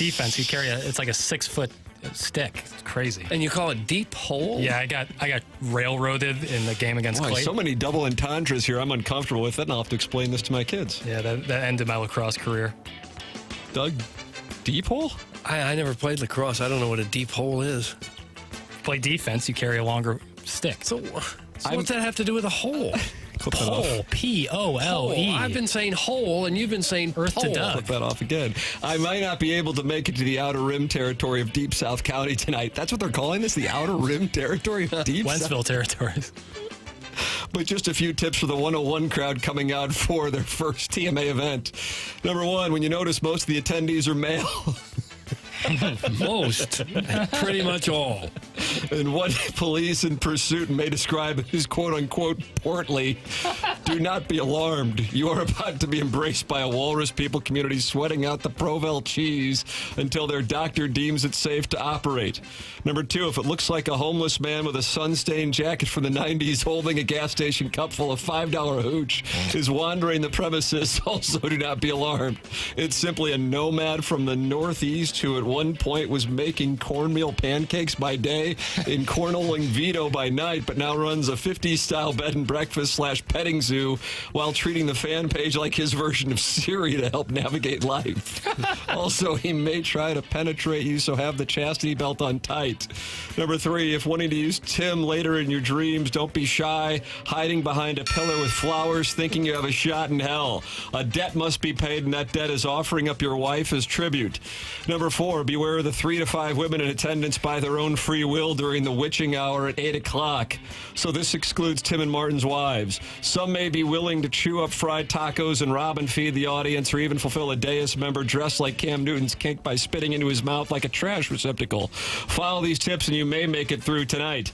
P.S. Doug, your son and I will be at Citizen Kane's tomorrow evening. Great Mayfair dressing with others who tormented your home at one point or another, and we'd love it if you were our guest of honor. Only requirement is that you're an assless chaps. Oh, again? That's from Carlos Spicy Wiener. Carlos Spicy Wiener. Free hugs inside, JK? Andy Strickland is his treasure. I would be distraught without his insights. That's from Julie. I don't know what to make of that. Julie. Good email, though. She's new. It's a good email. Santa Doug is the night I make you a man. I don't like where this is going. Where I show you just how naughty I can be. I don't want a new iPad for Christmas. I want a new stepdad. I thirst for girth. Ruin me, Santa. Not tiny pee-pee. This hasn't been pleasant. There's no Buck Swope today after he won? That's stunning. He's resting on his laurels. Wow. That's a surprising development. He's probably going to Lake Cabo or something. Oh, now he's in. Oh. Is he filtered out? No, I'm watching the clock.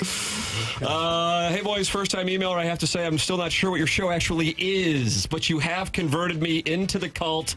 I'm a longtime listener of other programs, so no worries. We have been growing apart for years on that program. When I first heard you fellas and how you like the butt stuff, I thought, wow, finally someone who's honest about their kinks. And when you said you don't kink shame, oh, Nelly, I'm in with both feet. Don't you like that one? Both feet? I don't care for it. Not to mention, I was looking for a show that would actually talk about hitting from the chest and how to solve the Cardinals' problems. It was a win-win for morning shows. Anyhow, I'm sure you will pick your favorites for the winter, but all I can hope is someday I can be part of Piddle's inner circle and see how the rich live. But I digress. I'm just a Southside Hoosier from the State Streets, California and Sydney, and went to St. Francis de Sales. If that gets me any cred from Tim, that's what I'm looking for. Ta-ta for now. That's from Jaffa Waterman. Jeff. Okay. J-A-F. Jaffo. J-A-F. Jaffa Waterman? Yeah. Jaffa was a government name. How about Jaffa this? Waterman. Misty Plops. Ooh. Guys, Plops here. I see you're having the official TMA Christmas party this evening at the new South County Hot Shots. A few notes. Number one, there'd better be freak dancing. And I'm not talking MTV The Grind, Eric Nice, pelvic thrusting, and biker shorts. I'm talking 1995 Resurrection mixer-style grinding so hard in your Timberland boots that you soil the front of your pant and have to call your mom to come pick you up early style freak dancing. Oh. Number two, there'd better be vittles. I'm not talking about a buffet with T-Rabs and mozzarella sticks with cute little Christmas plates and matching napkins. I'm talking shrimp cocktail the size of my foot. Oh. And cocktail sauce poured all over the bare upper torso of a man in his mid-50s who is lying across a table saying things like, moppins and soppins off of me, tum-tum boy, and make sure y'alls get enough to eat. That location of the new South County Hot Shots is the former Old Country Buffet. If I had $1 for every time I got laid at the Old Country Buffet, I wouldn't be here emailing into a radio show. And number four, this new location is also butted up against the new Harbor Freight store. It'll be interesting to see come 8 p.m. which establishment contains more cheap tools. Oh, Cheap man. tools. May God bless you and yours this Christmas season. That's from Misty Plops, voted Oakville's #1 man in 2021. They have a Misty Plops. This is a general poll. Oakville's #1 man. And finally, the TMA Listener of the Year, Sadie Hawkins, Doug. Bill Belichick can't get an NFL job, so he's going to coach football at North Carolina because an egomaniac desperate to prove the game hasn't passed him by. Mizzou's 2025 football schedule is out, so you can go ahead and book your hotel room for September 27th when Lou Rowe and Borkus Camby come to Columbia. The Cardinals really are sitting this one out. Well, not really. They just elected not to go dumpster diving for the next Miguel Mejia in the next Rule 5 draft, while Libby Jack was not interested enough to understand the context, so he put it on the dossier anyway. Right. Some dweeb named Lenny Perna is promoting a college football super league that'll never happen. And there's a report out of Shrewsbury that Mickey Rooney never consummated his marriage with Ava Gardner. Is that a new report? But I think the lead is that Doug found a truck stop where two guys can shower at the same time. Mm-hmm. I know a lot about putting off determining the year-end nominees until the last minute. And it's great. And then just rushing through the process without putting much thought into it. How's Libby Jack?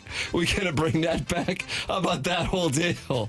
How does Libby Jack look Baldwin beer bitch in the eye and tell her she wasn't nominated for Newcomer of the Year, which went to that dweeb with the lame shtick where he makes asinine Cardinal suggestions like moving Mason Wynn to second base to rest his arm? While it's great to win these trophyless awards, it's disappointing that I won't be able to give another vulgar acceptance speech.